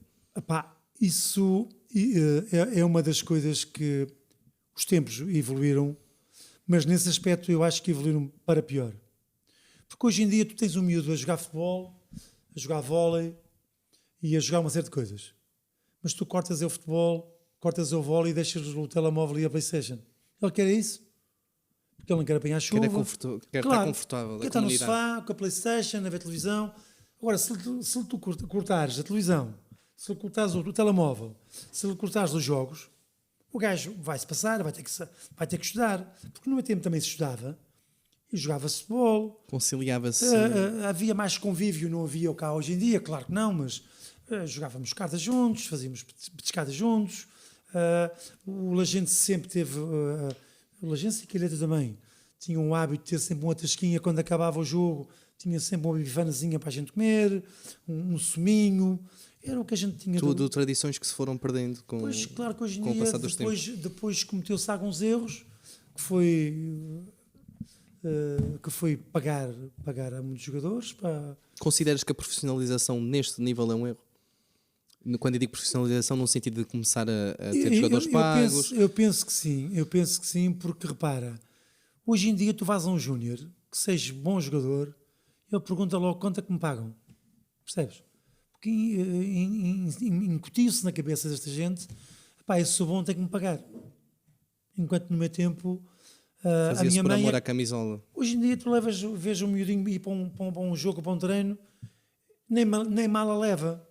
Tem cacifos que deixa lá tudo, vai lá no seu carrinho, faz o treino, toma duche, dão toalhas, dão equipamentos, dão tudo, mais alguma coisa, vem-se embora, chateia-se, não quer treinar mais, vai-se embora e não liga a ninguém.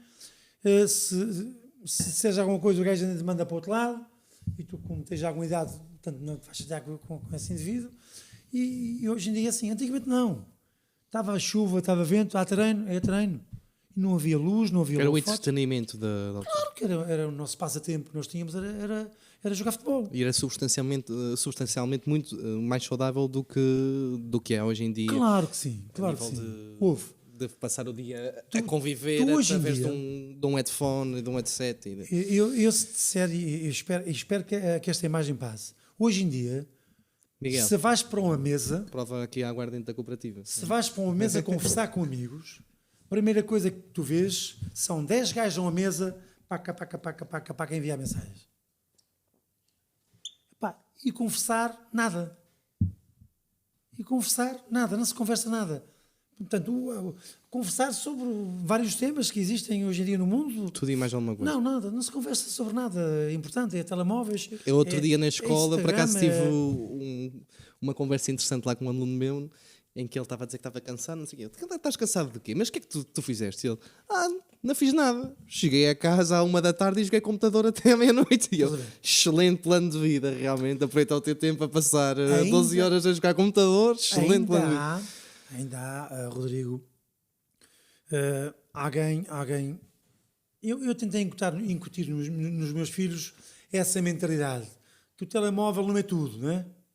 E eu espero que eles depois um dia que tenham filhos também incutam um bocado isso, porque dar aos filhos tudo também não é importante, porque eles depois não dão valor a nada disso.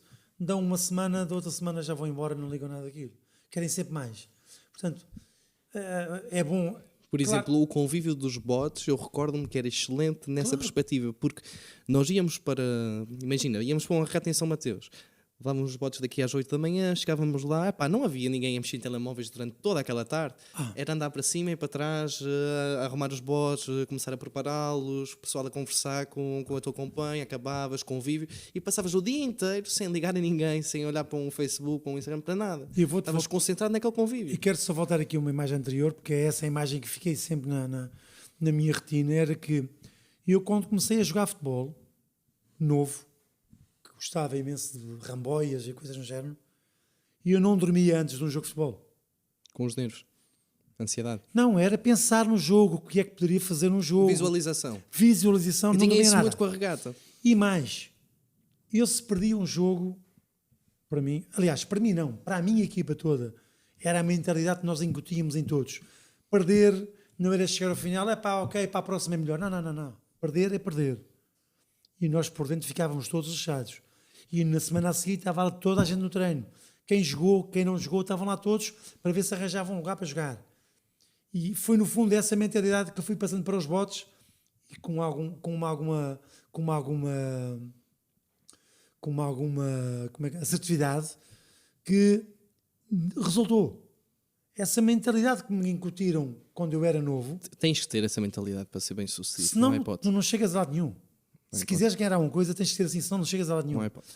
Eu estou aqui só para competir. Pois, mas eu não estou. Uma coisa que eu nunca aceitaria, Eu não tô. e neste momento eu já não estou envolvido, era participar com uma equipa que eu sabia que não tinha hipótese de ganhar. Porque, eu não estou para me sujeitar a horas e horas e horas de treino Para chegar a um e fim de para semana. chegar ao fim e não ter aquela sensação de estar satisfeito comigo. Não, e depois chegas ao final. O que acontecia muitas vezes, podemos voltar aqui às regatas novamente, acaba-se uma regata e um gajo acabou a regata, começa a conversar. Diz, meu cara de caralho, Tu não deste tudo, sacana. Está aqui tudo revirado no chão. Era o oficial a pôr água por cima, estava tudo cambarrado, não havia oxigênio no cérebro. E era o sacana do gajo a conversar. Oh, meu sacana, vieste aqui a mamar connosco, aqui a gente a puxar no duro. Este passeio. E o oficial dizia-me, cara de sacana, andaste a mamar a regata toda. E vi, havia de uns e de outros. Depois, mais tarde, isso não acontece porque a gente sabe quando é que um está a mamar. A experiência de diz logo. É que... O próprio andamento do bote, aquilo é muito sensível. Tu sentes logo quando alguém deixa de fazer força. Não. E a amplitude da remada. Tu sabes, olha lá, este já ficou aqui mais engraçado. Perto, meio metro, eu gostava de voltar ao início de quando aprendi, porque tu passas de uma altura em que tu tens de fazer uma concentração enorme para não cair e tens de estar sempre atento ao remo e tudo, para um nível em que tu tens a mar mal, estás a olhar para a frente, nem olhas para nada. Remas com os pés trancados no banco. Com os pés e não estás preocupado com nada e tens uma habilidade incrível. Aquilo é incrível. Pessoas que já estão no nível superior, nós conseguimos estar ali a remar sem estar a olhar para nada e acertamos no ritmo. O mar está mal, nós sabemos como é que nos vamos desviar das ondas, como é que vamos evitar uma queda sem ter o mínimo de cuidado, porque já está dentro de nós, aquilo fica inerente. Certo. Mas essa tua vontade intrínseca de te superares no desporto, de teres essa competitividade, foi o que te levou a hoje em dia seres um maluco do caraças que anda aí a atravessar ilhas a nadar. Sim. Conta-me como é que tu chegaste a esse ponto. Eu vou-te contar a primeira história que eu tive de travessias foi uma história macabra do caraças. Macabra, e acho que é digno de registro. Eu falei com um amigo meu, pá, disse, eu gosto muito de nadar em águas abertas. E falei com um amigo meu no Clube Naval da Horta, e queria fazer travessia do canal, nunca fiz. Vê lá o que é que arranjas aí, E ele disse, vou-te arranjar um lugar. A logística... Mas espera. A primeira coisa que tu pensaste logo foi, vou atravessar o canal a nadar? Tal e qual. Sem ter treino, sem nada? Pouco treino. Okay. Porque... Parece-me sensato, Paulo. Não, pouco treino. Eu vou-te explicar a minha primeira experiência de travessia do canal. Claro, levei os meus óculosinhos, tinha uns óculosinhos velhinhos, meti na cara e tal. Sai o primeiro grupo, sai o segundo grupo, mas isto tudo sem dizer à minha mulher, Nada. Não disse nada à minha mulher. Isso é das coisas que me marcaram neste... Ela pensava que tu andavas aí a curtir com outra gaja, afinal estavas a nadar entre o pico e o feio. Não, com tempo até poderia ser. Mas não era o caso. E então, não disse nada, meti-me com um amigo para o Faial. Cheguei ao Faial, sei o primeiro grupo, sei o segundo grupo, touca, óculos.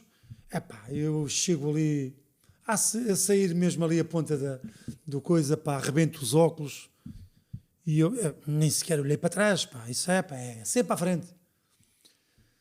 Eu fiz a travessia toda sem óculos na cara, nos olhos, e sempre de olhos abertos. Estás a gozar comigo? Mas, uma travessia que no ano passado fiz abaixo das 2 horas, nesse ano, a maré quantos quilómetros?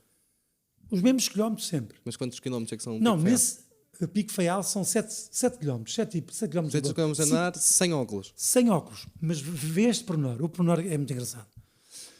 A nadar, a maré pegou-me na baixa do outro lado e eu nem sequer consegui apanhar ilhéus. Vim no meio do canal abaixo e quando dei por mim, sempre a nadar, mas comecei a sentir uma impressão nos olhos. Ia ficar turvo. Que diabo é isto? Mas pronto.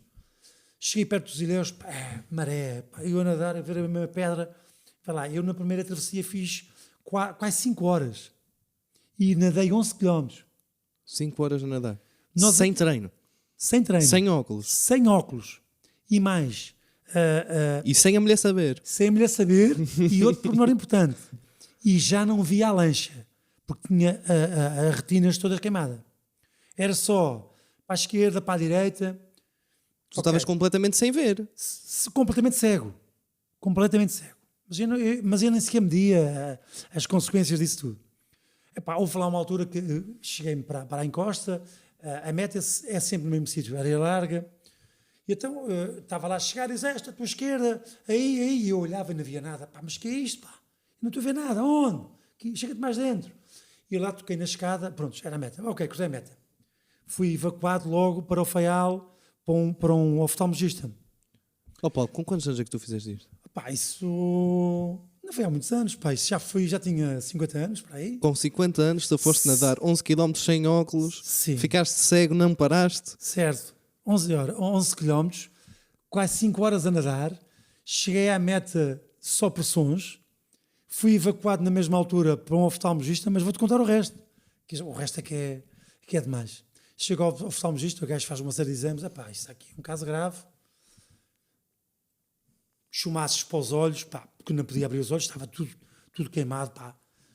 Pomadas e o caraças.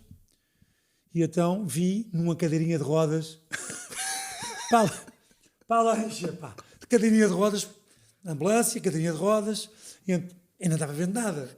Cadeirinha de rodas, mas antes vi lá, disse, procurem aí o número do meu sobrinho Hugo, para ver se ele me leva para as Lajes, porque eu, tenho que ir para as Lajes. Ele trabalhava no Banif, na Madalena. E o Hugo chegou lá e viu um gajo de cadeira de rodas, depois contou-me, viu um gajo de cadeira de rodas, com os olhos todos tapados de branco, com as coisas. Mas aquilo não é meu tio, pá. Mas deve ser, pá. Disse que eu viesse buscar. É o Paulo. Então, o que é que te aconteceu? Não sei explicar, mas eu cheguei lá, não havia nada. Pá, o gajo disse que isto é grave, pá, vou ter que estar agora com isto tapado e fazer uma série de tratamentos para ver se isto fica bom. Leva-me para baixo. Mas o quê? Queres ir para casa? Disse, não. Eu vou para bem, que a Laura está lá, eu vou para bem. Ia para a mão do Hugo, o Hugo dá-me a mão, saio do carro, chego às escadas, sabe, estás a ver aquelas escadazinhas ali para tomar banho na casa dos botes. Eu vou a descer e a Laura olha para mim, vai para casa, pá. Vai para casa. De onde é que tu vens? Foi feita a travessia do canal, mas aconteceu-me isto, pá, e eu agora estou aqui atrapalhado. Olha, lá fiquei com ela lá, e mais, ela durante 15 dias, pá, é que me fez o tratamento aos olhos. Depois fui ao oculista. Foda-se, com 50 anos. 50 anos, pá, 50 anos. Pá. Eu já fiz 4 travessias. Mas ia dizer que nessa travessia que fiz com a Eu Samaré, considerava-me um gajo rijo. eram 24 gajos, chegaram 6 à meta. 6. 24. Eram 24. Cada 24 tem uma lancha de apoio, tem tudo. Isto está filmado. Tá, isto é a última. Isto é a última regata que nós fizemos. Mas tu sem treino foste nadar 5 horas. 5 horas. Conseguiste aguentar 5 horas a nadar Sim, cego. e aguentava muito cego mais. ou ficaste na parte final? Não, mas de meio para cá já não havia nada. Tu nadaste para aí 5 km cego. Não digo 5 km, mas metade do canal todo sem ver nada. Era só pressões da lancha. Mais à direita, mais à esquerda. E nunca te ocorreu levantar um braço e pedir ajuda? Olha, tens aí fotos de... Olha, isto sou eu aqui, na última travessia que fiz. Porra. Estás a... Isto não sou eu. Tu tens que... Tu conheces o David Goggins? Não. Tens que conhecer, meu. Sou. Porque eu acho que essa história merece ficar num livro. Não, isto não sou eu, sou outro gajo. Mas eu queria dizer que... Estas imagens são do Clube Naval da Horta. Ok. Estás a ver? Estes indivíduos vieram a direito. Pá. Ou seja, Se venho a direito com eles, fazes só os 7 km. faço os 7 km e aproximo desses gajos todos. Mas como não estavas a ver, não é? Não. Isto foi a última. Porque nesse ano... Isto foi o ano passado. 2021. Isto foi o ano passado. Foi o ano que eles filmaram. Quantos anos é que tens? Eu tenho 58. 58. E ainda andas nessas merdas, quero pá. nadar muito mais. Mas tenho aqui uma outra componente que é o ciclismo, pá.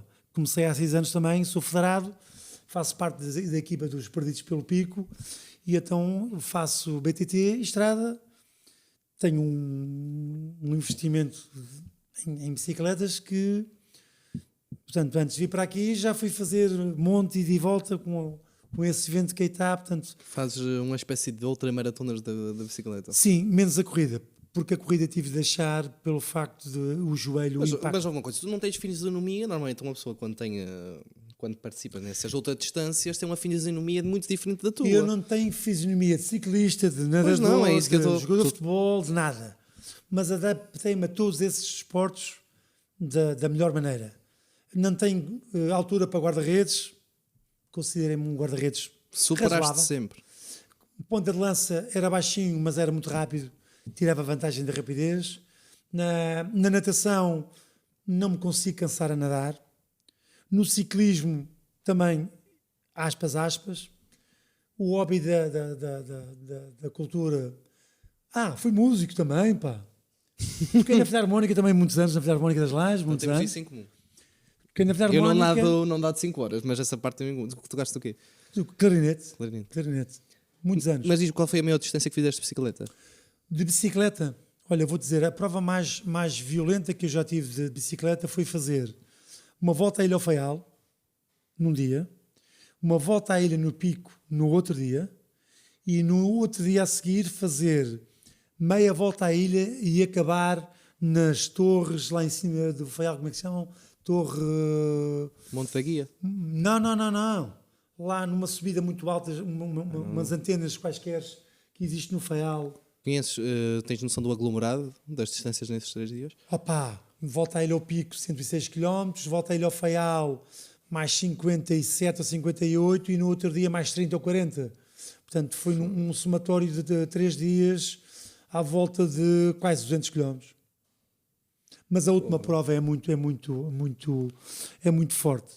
Sim, Muito isso pesada. deve ter um grau de inclinação. Sim, pá, tinham pendentes muito fortes, com bicicletas que hoje em dia consigo fazer muito mais à vontade do que fiz naquela altura, porque fui-me adaptando a comprar bicicletas melhores, mais leves, todas em carbono, sapatos em carbono, portanto, tirando um pouco, emagrecendo um pouco mais, porque a massa muscular que eu tinha na parte do remo Não é vantajosa para não esse é tipo de vantajosa, por exercício. isso é que eu não sou a minha física. Não é isso, tu és uma pessoa larga, és uma pessoa com massa Sim, muscular, não, sim, não és mas- o típico Mas se eu corpo de maratonista, não, Não, é não, que se nada. adapta a um desporto de alta já duração. fiz meias maratonas também. Meia maratona. Qual Sim. foi o teu tempo da meia O maratona?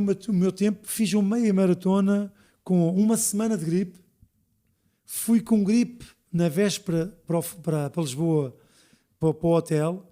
Levantei-me às 6 da manhã, tomei 2 Benurons. O João Lemos veio-me buscar para atravessarmos a ponte para o lado contrário e fiz a maratona em 2 horas e tal. A meia maratona. Mas claro que ia, pá, um calor ardente, pá, doente, não. Mas queria voltar a fazer, mas não sei. Olha, a próxima vez que fores para participar na meia É maratona, outra- diz-me que eu vou contigo. É outra maluqueira que ando a fazer, mas Queres experimentar uma inteira? não. Uma inteira se calhar vai ser um pouco demais para mim, porque não é que não a pudesse fazer. Eu quero fazer. Tinha Eu que até treinar. comecei agora a pesquisar sobre a meia maratona, sobre a maratona de Nova Iorque. Ah, Há empresas que fazem esse tipo de serviço em que certo. já te acomodam e preparam-te para a maratona de Nova Iorque, que eu penso que é em novembro, se não estou em erro, e eu gostava de participar. Dizem que é a única forma de atravessar a ponte. De Nova Iorque a Nova pé Iorque. é fazer a Mas maratona. eu queria voltar aqui a uma situação que é engraçada, que é na parte da natação, às vezes, os meus treinos são sempre sozinhos, porque ninguém me acompanha. Claro, quem é um maluco suficiente para fazer essa merda? Os meus treinos, Para mim não me convides. os meus treinos, este ano o ano passado tive o apoio do Rodrigo em 2 outros treinos mais longos, treinos de 7, 8 milhas, portanto, há sempre um dia ou outro que faço um treino muito longo. A maior parte dos treinos andam assim, entre os 5, 6 milhas. Mas que tu eu tens faço. 58 e não queres parar por aqui, queres Não, voltar não, a fazer não. as travessias. Quero continuar a fazer as minhas travessias. Já me inscrevi num grupo de pessoal que faz travessias nos Açores. Quero fazer Pico São Jorge, que ainda não fiz. Pico São Jorge são quantos quilómetros? São 11 milhas. São 11 milhas. Queria fazer a volta ao Corvo, a volta à Ilha ao Corvo, que também é uma das coisas que já fizeram no ano passado e eu queria voltar a fazer, queria fazer com eles. E mais alguma que apareça, portanto, queria fazer e continuar, neste momento, continuar na parte de ciclismo. O remo vai ficar para segundo plano, mas queria continuar, não queria parar, porque Mantém-te vivo. quero me manter ativo. É uma das Não, coisas mas que quero o que manter eu quero ativo. dizer é mantém-te vivo, Sim. essa procura por esses desafios e por te superar. Pensas que isso foi o maior fuel da tua vida, por assim dizer? Sempre foi, sempre foi. E a minha mulher, a Laura, diz-me assim, e eu pensei que agora que deixaste o futebol e o remo, que ias acalmar, nada. Eu vou treinar ciclismo, saio do trabalho, treino, faço ciclismo, deixo a roupa lá, já tenho o meu fato de nadar, visto o fato, faço o treino de natação. Foste treinar hoje, por exemplo? Fui. O que é que fizeste? Olha, hoje fui ao Monte e vim. Monte e Vir são quantos quilómetros? São ali no cimo do monte, à volta de 40 km. Ou seja, tu fizeste a distância de bicicleta de um triatlo hoje. Sim, sim, sim, sim. Tu consegues fazer um triatlo, 1,5 km a nadar, 40 de bicicleta, 10 a correr. O meu problema é a corrida, pá. Eu nunca experimentei os 10 km a correr, mas sou capaz de fazer. 10 km, 10 km, se fizeste uma meia maratona. Sim, mas como tenho este problema no joelho, não sei se eu faço. Ah, ok, nunca mais depois de ter de. Eu queria era ter distâncias longas na natação. Porque uma milha para mim é muito pouco. Sim, 1,5 km. 1,5 km É muito pouco. Uma pessoa uma de milha. 58 anos a dizer que nada 1,5 km na boa. Eu só neste verão é consegui nadar 1 km. É, porque eu nunca tinha nadado na vida num sentido de ter nadado. Uma coisa é dar um mergulho, não é? Vir para cima, beber uma cerveja. Mas nunca tinha feito treinos de natação. E eu este ano comecei a tentar meter lá a pulseirita, Olha, nadar, isto é o meu relógio. nadar o máximo tempo que pudesse. Como faz pulsações, faz tudo. E fazer corrida de seguida. Certo. E só este ano é que consegui atingir 1 km e corrida depois. Eu queria te contar, porque para além disto, tenho mais duas coisas. Gosto imenso de fazer pesca submarina e aprendi montes a pescar de linha. Pá. Tenho a minha lanchinha de madeira antiga, porque é assim que eu gosto. Não compro peixe, vou apanhar o meu peixinho para comer. Portanto, tudo o que for estar no ambiente, no mar, é o meu habitat. Não posso estar em casa, televisão, quando é muito mau tempo, estou. Mas eu tenho que estar ocupado. Há muita gente que diz, o que é que eu vou fazer ao fim de semana? Não, eu precisava de mais 2 dias ao fim de semana para fazer tudo aquilo que eu quero fazer. Ainda hoje em dia. Olha, tive agora, como faço este desporto, preciso fazer exames, não é? Estive a fazer provas de esforço, estive a fazer uma série de coisas, porque também gosto de estar... Tens noção do teu ritmo cardíaco? Tenho. 41 batimentos em repouso. Foda-se. Com 58 anos. 41 batimentos em repouso, 51 de média e vou aos 180 em batimentos máximos. É, mas tu tens que ser estudado. Juro-te, tens de ser estudado. Porra. Rodrigo, Zé. pela tua saúde. Diz. Pela tua saúde, Rodrigo, mete mais um bocadinho. no Não, teu copo, sim, que acho não. que- Qual é o site da cooperativa? Eles têm venda online. Qual é a cooperativa? Mas já vou É a ver. cooperativa Vitivinícola da Ilha do Pico. Ah. Vou já meter aqui. É que está aqui a bocadinho de patrocinar. espaço. Sim, Miguel, faz o teu trabalho bem Vou fazer feito, um anda lá. trabalhinho. Certo. Eu achei que não era necessário referir isto porque toda a gente deve beber vinho do Pico. São um estúpido é que já não bebe vinho do Pico e Pois, esses produtos pois. da cooperativa. Mas houve uma coisa que... Eu, por mim, tenho um na cabeceira. Uma garrafinha de vinho. Sim, sim, sim. De E vinho, o vinho, deve estar e o para vinho é dentro. bom, pá. Ah, Tens esses 41 batimentos devido a um copo de vinho. Por dia. também, já não bebo vinho de pico. Opa, mas tu tens de contar essa merda no outro sítio, meu. Eu Juro-te- Ouve. Pesquisa aí o David Goggins para ouvir. O David Goggins também é um gajo assim maluco como tu.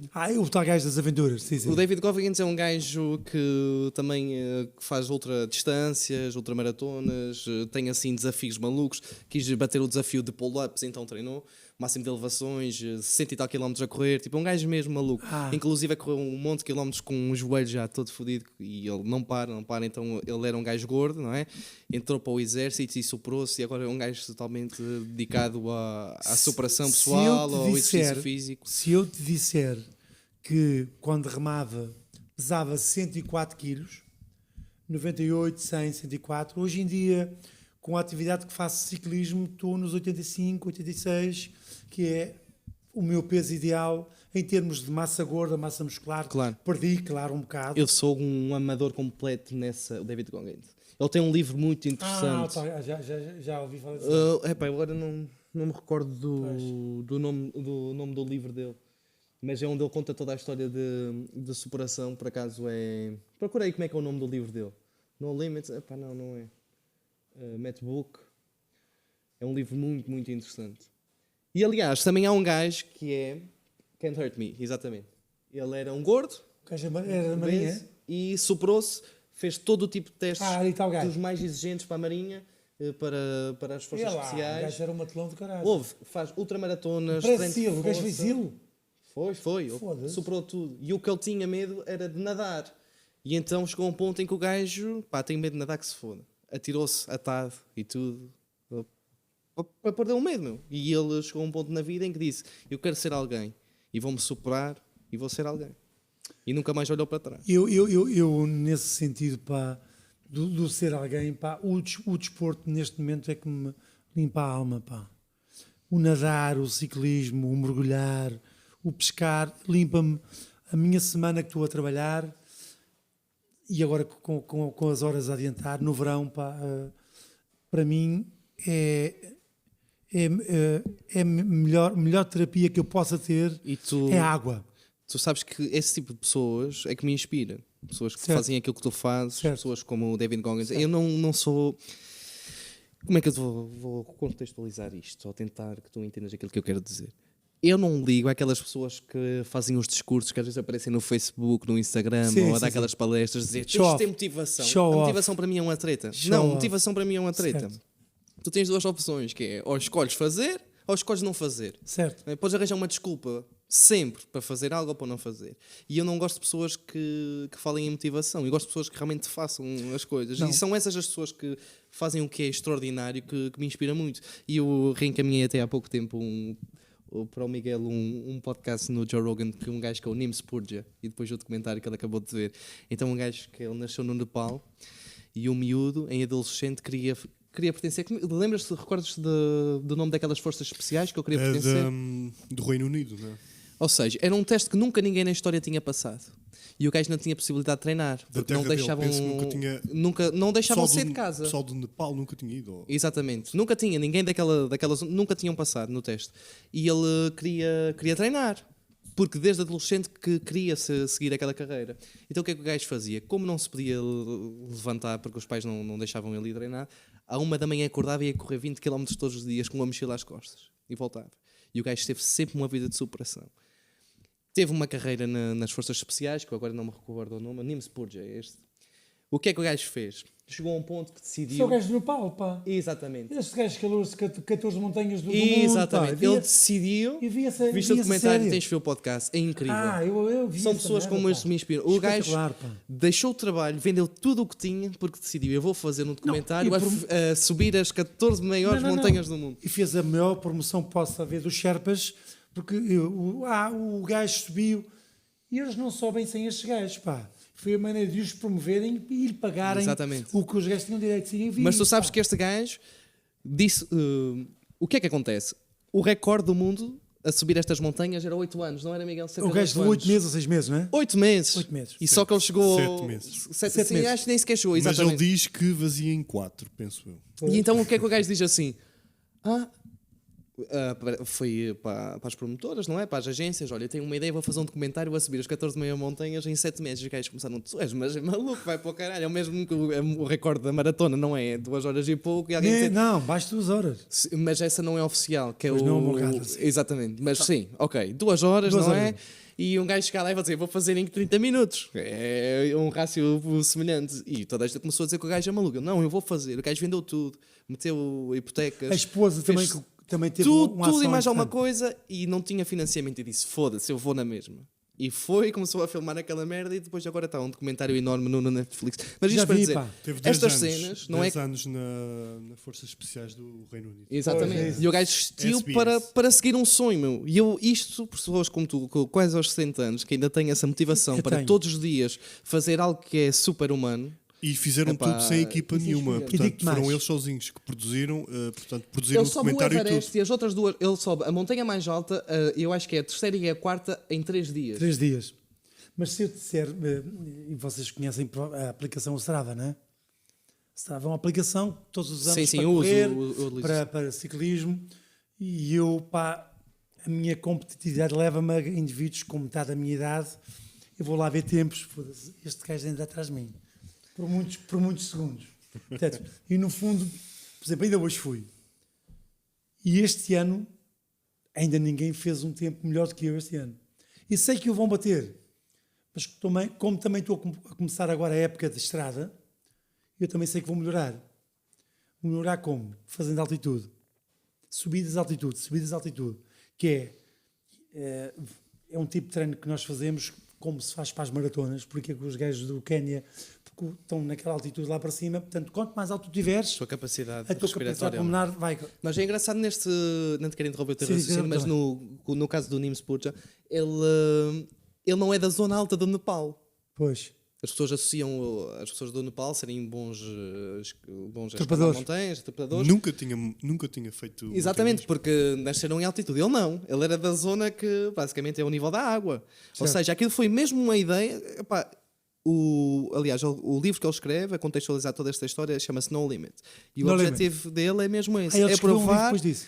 que não há limites para tudo aquilo que tu queres não há, fazer. não E não há. há, e tu és a prova Não há, disso. não há. Eu quero fazer uma travessia Pico Faial, estou cego, mas vou fazer na mesma. Eu estou, e vê lá, eu estou, Queres uma maior prova do que esta? e eu estou, e repara, eu estou no meio que gosto, eu não troco o pico por nada deste mundo, mas há muita gente que diz, mas o que é que tu fazes no pico? Tudo o que tu fazes em qualquer lado, pá. Aliás, eu gosto de sair. Só não vais à Zara, mas isso também é pouco relevante. Fui uma vez no Black Friday. Tiveste que esperar 15 horas para a tua mulher lá dentro. Ficou a roupa à porta e fui para o café beber umas cervejas. Não. Tu esperaste o mesmo tempo a tua mulher que ela esperou por tu fazeres a travessia do Pico Faial. Provavelmente sim. Mas, no fundo, o que eu faço neste sentido do desporto é uma coisa que nasceu comigo e espero que continue, mesmo tanto perto da reforma ou não, espero que continue, porque eu não gosto de estar sentado, não gosto de estar parado, não gosto de me sentir o que é que eu estou a fazer aqui? Estou a ver televisão, estou à espera que me aconteça alguma coisa, percebes? Eu gosto de ir para a frente das coisas. E é engraçado que tu és funcionário público e normalmente os funcionários públicos têm um estigma completamente adverso àquilo que tu és e a tua personalidade. Claro. Mas isso tem a ver tudo com as minhas raízes, pá. Tem a ver tudo com a minha infância, porque comecei muito novinho a correr corta-matos descalço nas escolas. Com 8 anos já fazíamos corta-mato em terrenos descalço. Vinha o pessoal do Faial com os seus sapatinhos, eu dava-lhe umas abadas do caraças nesses corta-matos que fazíamos cá. Quando era para provas de pista e eu era lançador, o Paulo vem, o Zé vem, o outro vem, estamos lixados, já não ganhamos nada este ano. E portanto, sempre tiveste um talento natural para o desporto. Fui capitão e fui responsável, era o responsável quando não estava o indivíduo que nos acompanhava da Federação de Atletismo, era eu que ficava responsável pelo resto do pessoal. Ainda hoje tenho grandes amigos no Faial, porque pronto, nós íamos fazer estágios para lá, para evoluirmos, para treinarmos, porque cá não havia nada disso, no Pico. Então íamos para o Faial fazer esse tipo de treinos para a gente começar a fazer isso. Portanto, no fundo, se tu me perguntares qual é o meu trajeto em termos de desporto, de vida, desporto. Estudar, QB, para ir passando. Tenho o 9º ano, comecei a trabalhar com 17 anos, porque não podia ser funcionário público, mas já ganhava o meu dinheirinho. Os meus pais não me puderam pôr a estudar, portanto, arranjei um empregozinho fixo, desporto, futebol, e acabei por aí, e andei sempre à volta disso e quero continuar a fazer aquilo que gosto. E qual é o teu limite? Não tem limite. Não te pões uma data de parar com essas tuas não quero. Não quero, porque esse limite vai chegar por si. Esse limite vai chegar por si num dia que não sei quando, espero que seja daqui a muito tempo. Não tenho... A minha visão de vida não é eu já tenho 58, ou vou fazer 59, ou já tenho 60, já estou reformado. Não. A minha mentalidade, e que eu digo a muita gente muito mais nova do que eu, 20 anos, estou a ficar velho, já tenho 19 anos, e eu digo a eles, a idade está aqui, a mente comanda todo o nosso corpo. E claro que se tu me disseres, mas sempre foi assim, não, claro que há alturas que a gente não estamos completamente assim, há alturas que a gente também vai abaixo, mas o que me faz subir novamente é pensar que amanhã eu posso ir ali e já me esqueci do que passou ontem. Portanto, se eu estiver a fazer uma coisa que eu gosto, que é desporto, já não me lembro nada do que passou menos bom antes de ontem ou atrás de antes de ontem, já não me lembro nada disso. Portanto, quero continuar. Qual é o limite? Não tem limite.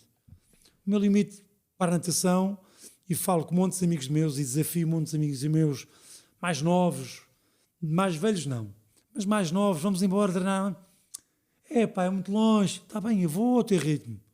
Está bem, mas isso só posso ir ali, está bem, eu vou até ali contigo. Não, vou sozinho. Levo a minha boiazinha de sinalização, levo o meu telemóvelzinho na boia, que posso, se acontecer alguma coisa, portanto, dá logo um alerta. Levo o meu relógio, se alguma acontecer, vejo as minhas pulsações, vejo tudo. Vais-me dizer assim, o que o médico me disse, numa prova de esforço. Então, doutor, está tudo bem? Está. Mas quem é que me diz que você abre-me aquela porta e cai para o chão? Pá, quando chegar esse dia, há de Chegou. chegar.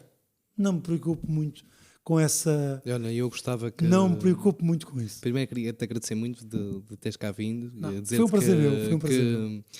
lá está, quando era adolescente tínhamos uma rivalidade que não era bem Sim, uma rivalidade, mas sim. era uma questão do contexto em que estávamos inseridos, mas que te admiro muito por aquilo que tu fazes e espero que a tua mensagem, pela tua idade, pela tua persistência, pelo teu espírito de sacrifício e pela tua ambição, que seja uma mensagem que passe para muitas pessoas que acham que estão velhas demais para conseguir algo, que estão perras demais para conseguir algo, que já passaram o seu prazo, que já não se conseguem meter em forma, que já não conseguem mudar o seu corpo e que mudem essa mentalidade e pensem é possível, realmente não há limite. E eu queria deixar também, no fundo, uma mensagem a toda a gente nova, meia-idade, porque velhos, pá, a mente é que faz o resto. Mas pratiquem desporto, façam qualquer coisa, saiam de casa, andem na rua, pá, façam qualquer coisa, não, porque o parar, o estar a ver televisão, isso é uma coisa que 1, 2, 3 dias e depois passa a hábito. E esse hábito depois mantém-se. O meu hábito é, eu na minha hora de almoço, eu tenho uma hora de almoço, eu preparo as minhas coisas para quando sair do trabalho às 5:15, já nem subo acima. Já visto o meu equipamento todo de ciclismo, ao BTT, à estrada, vou-me embora logo. Só digo à Laura, olha, vou andar de bicicleta. A conversa dela, só faltava mais uma vez. Mas é assim que eu quero ser e é assim que eu quero transmitir, que muitas das pessoas da minha idade e mais novas que se apegam à informática, há outras coisas para além disso. Muito obrigado. É isso que eu quero. A nossa. Foi um prazer. Foi um prazer também Eu meu. adorei falar contigo. Muito obrigado. Gosto muito Obrigado. desta merda, desta conversa. Foi. Epá, eu fico, no fundo, e eu tento incentivar muita gente e tenho conseguido, nesse aspecto, incentivar muitos miúdos, muitos pais com miúdos. Pá, compra lá uma bicicleta miudinho, pá. Mas são caras, compra uma barata em segunda mão. São caras. Uma bicicleta provavelmente custa menos que um iPhone. Sim, uma bicicleta, E vai ser mais proveitoso. Uma bicicleta que custa menos que um iPhone. Ficam os miúdos menos apegados àquilo. E depois vais-me dizer, mas depois vai querer melhor, claro. Quem tem uma bicicleta, eu comecei com uma bicicleta de ferro, de tubo de água. Mas hoje em dia tenho 2 de carbono e não quero outra coisa, pá. Tenho os meus sapatos de carbono, tenho roupa toda justa, que é para o vento não sacar, nem fazer isso, capacetes dinâmicos. Epá, são pormenores que se tira, sei lá, numa volta de 100 km vais tirar 4, 5 minutos. Mas lá está. Começaste, desenvolveste o gosto e agora queres ser o melhor possível. Quero ser o melhor possível dentro daquilo que posso ser. A tua mensagem, se o que é que permites para nós finalizarmos isto, é, pelo aquilo que eu me apercebo do teu trajeto de vida, é competir contra nós próprios, é a melhor competição que podemos ter. Sim, e não parar. Porque a idade é um número. A idade é um número. Eu vejo muita gente, claro que não a fazer tanto desporto, não a fazer tanta coisa, mas fazendo coisas com mais idade do que eu e que se sentem bem a fazer aquilo que fazem. Portanto, e eu, enquanto me sentir bem a fazer aquilo que faço, não quero parar. Quero continuar. Por isso, no fundo, queria deixar a mensagem que todos, de uma maneira geral, todos, quando dizem, eu não posso. Não, é uma Tu não questão. queres. Tu não queres. A parte de cima está a dizer, eu não quero. É só isso. Olha, prazer, Paula. Igualmente. A Muito nossa. obrigado. Tchau. E até uma próxima. Até uma próxima. Tá bom, foi ótimo.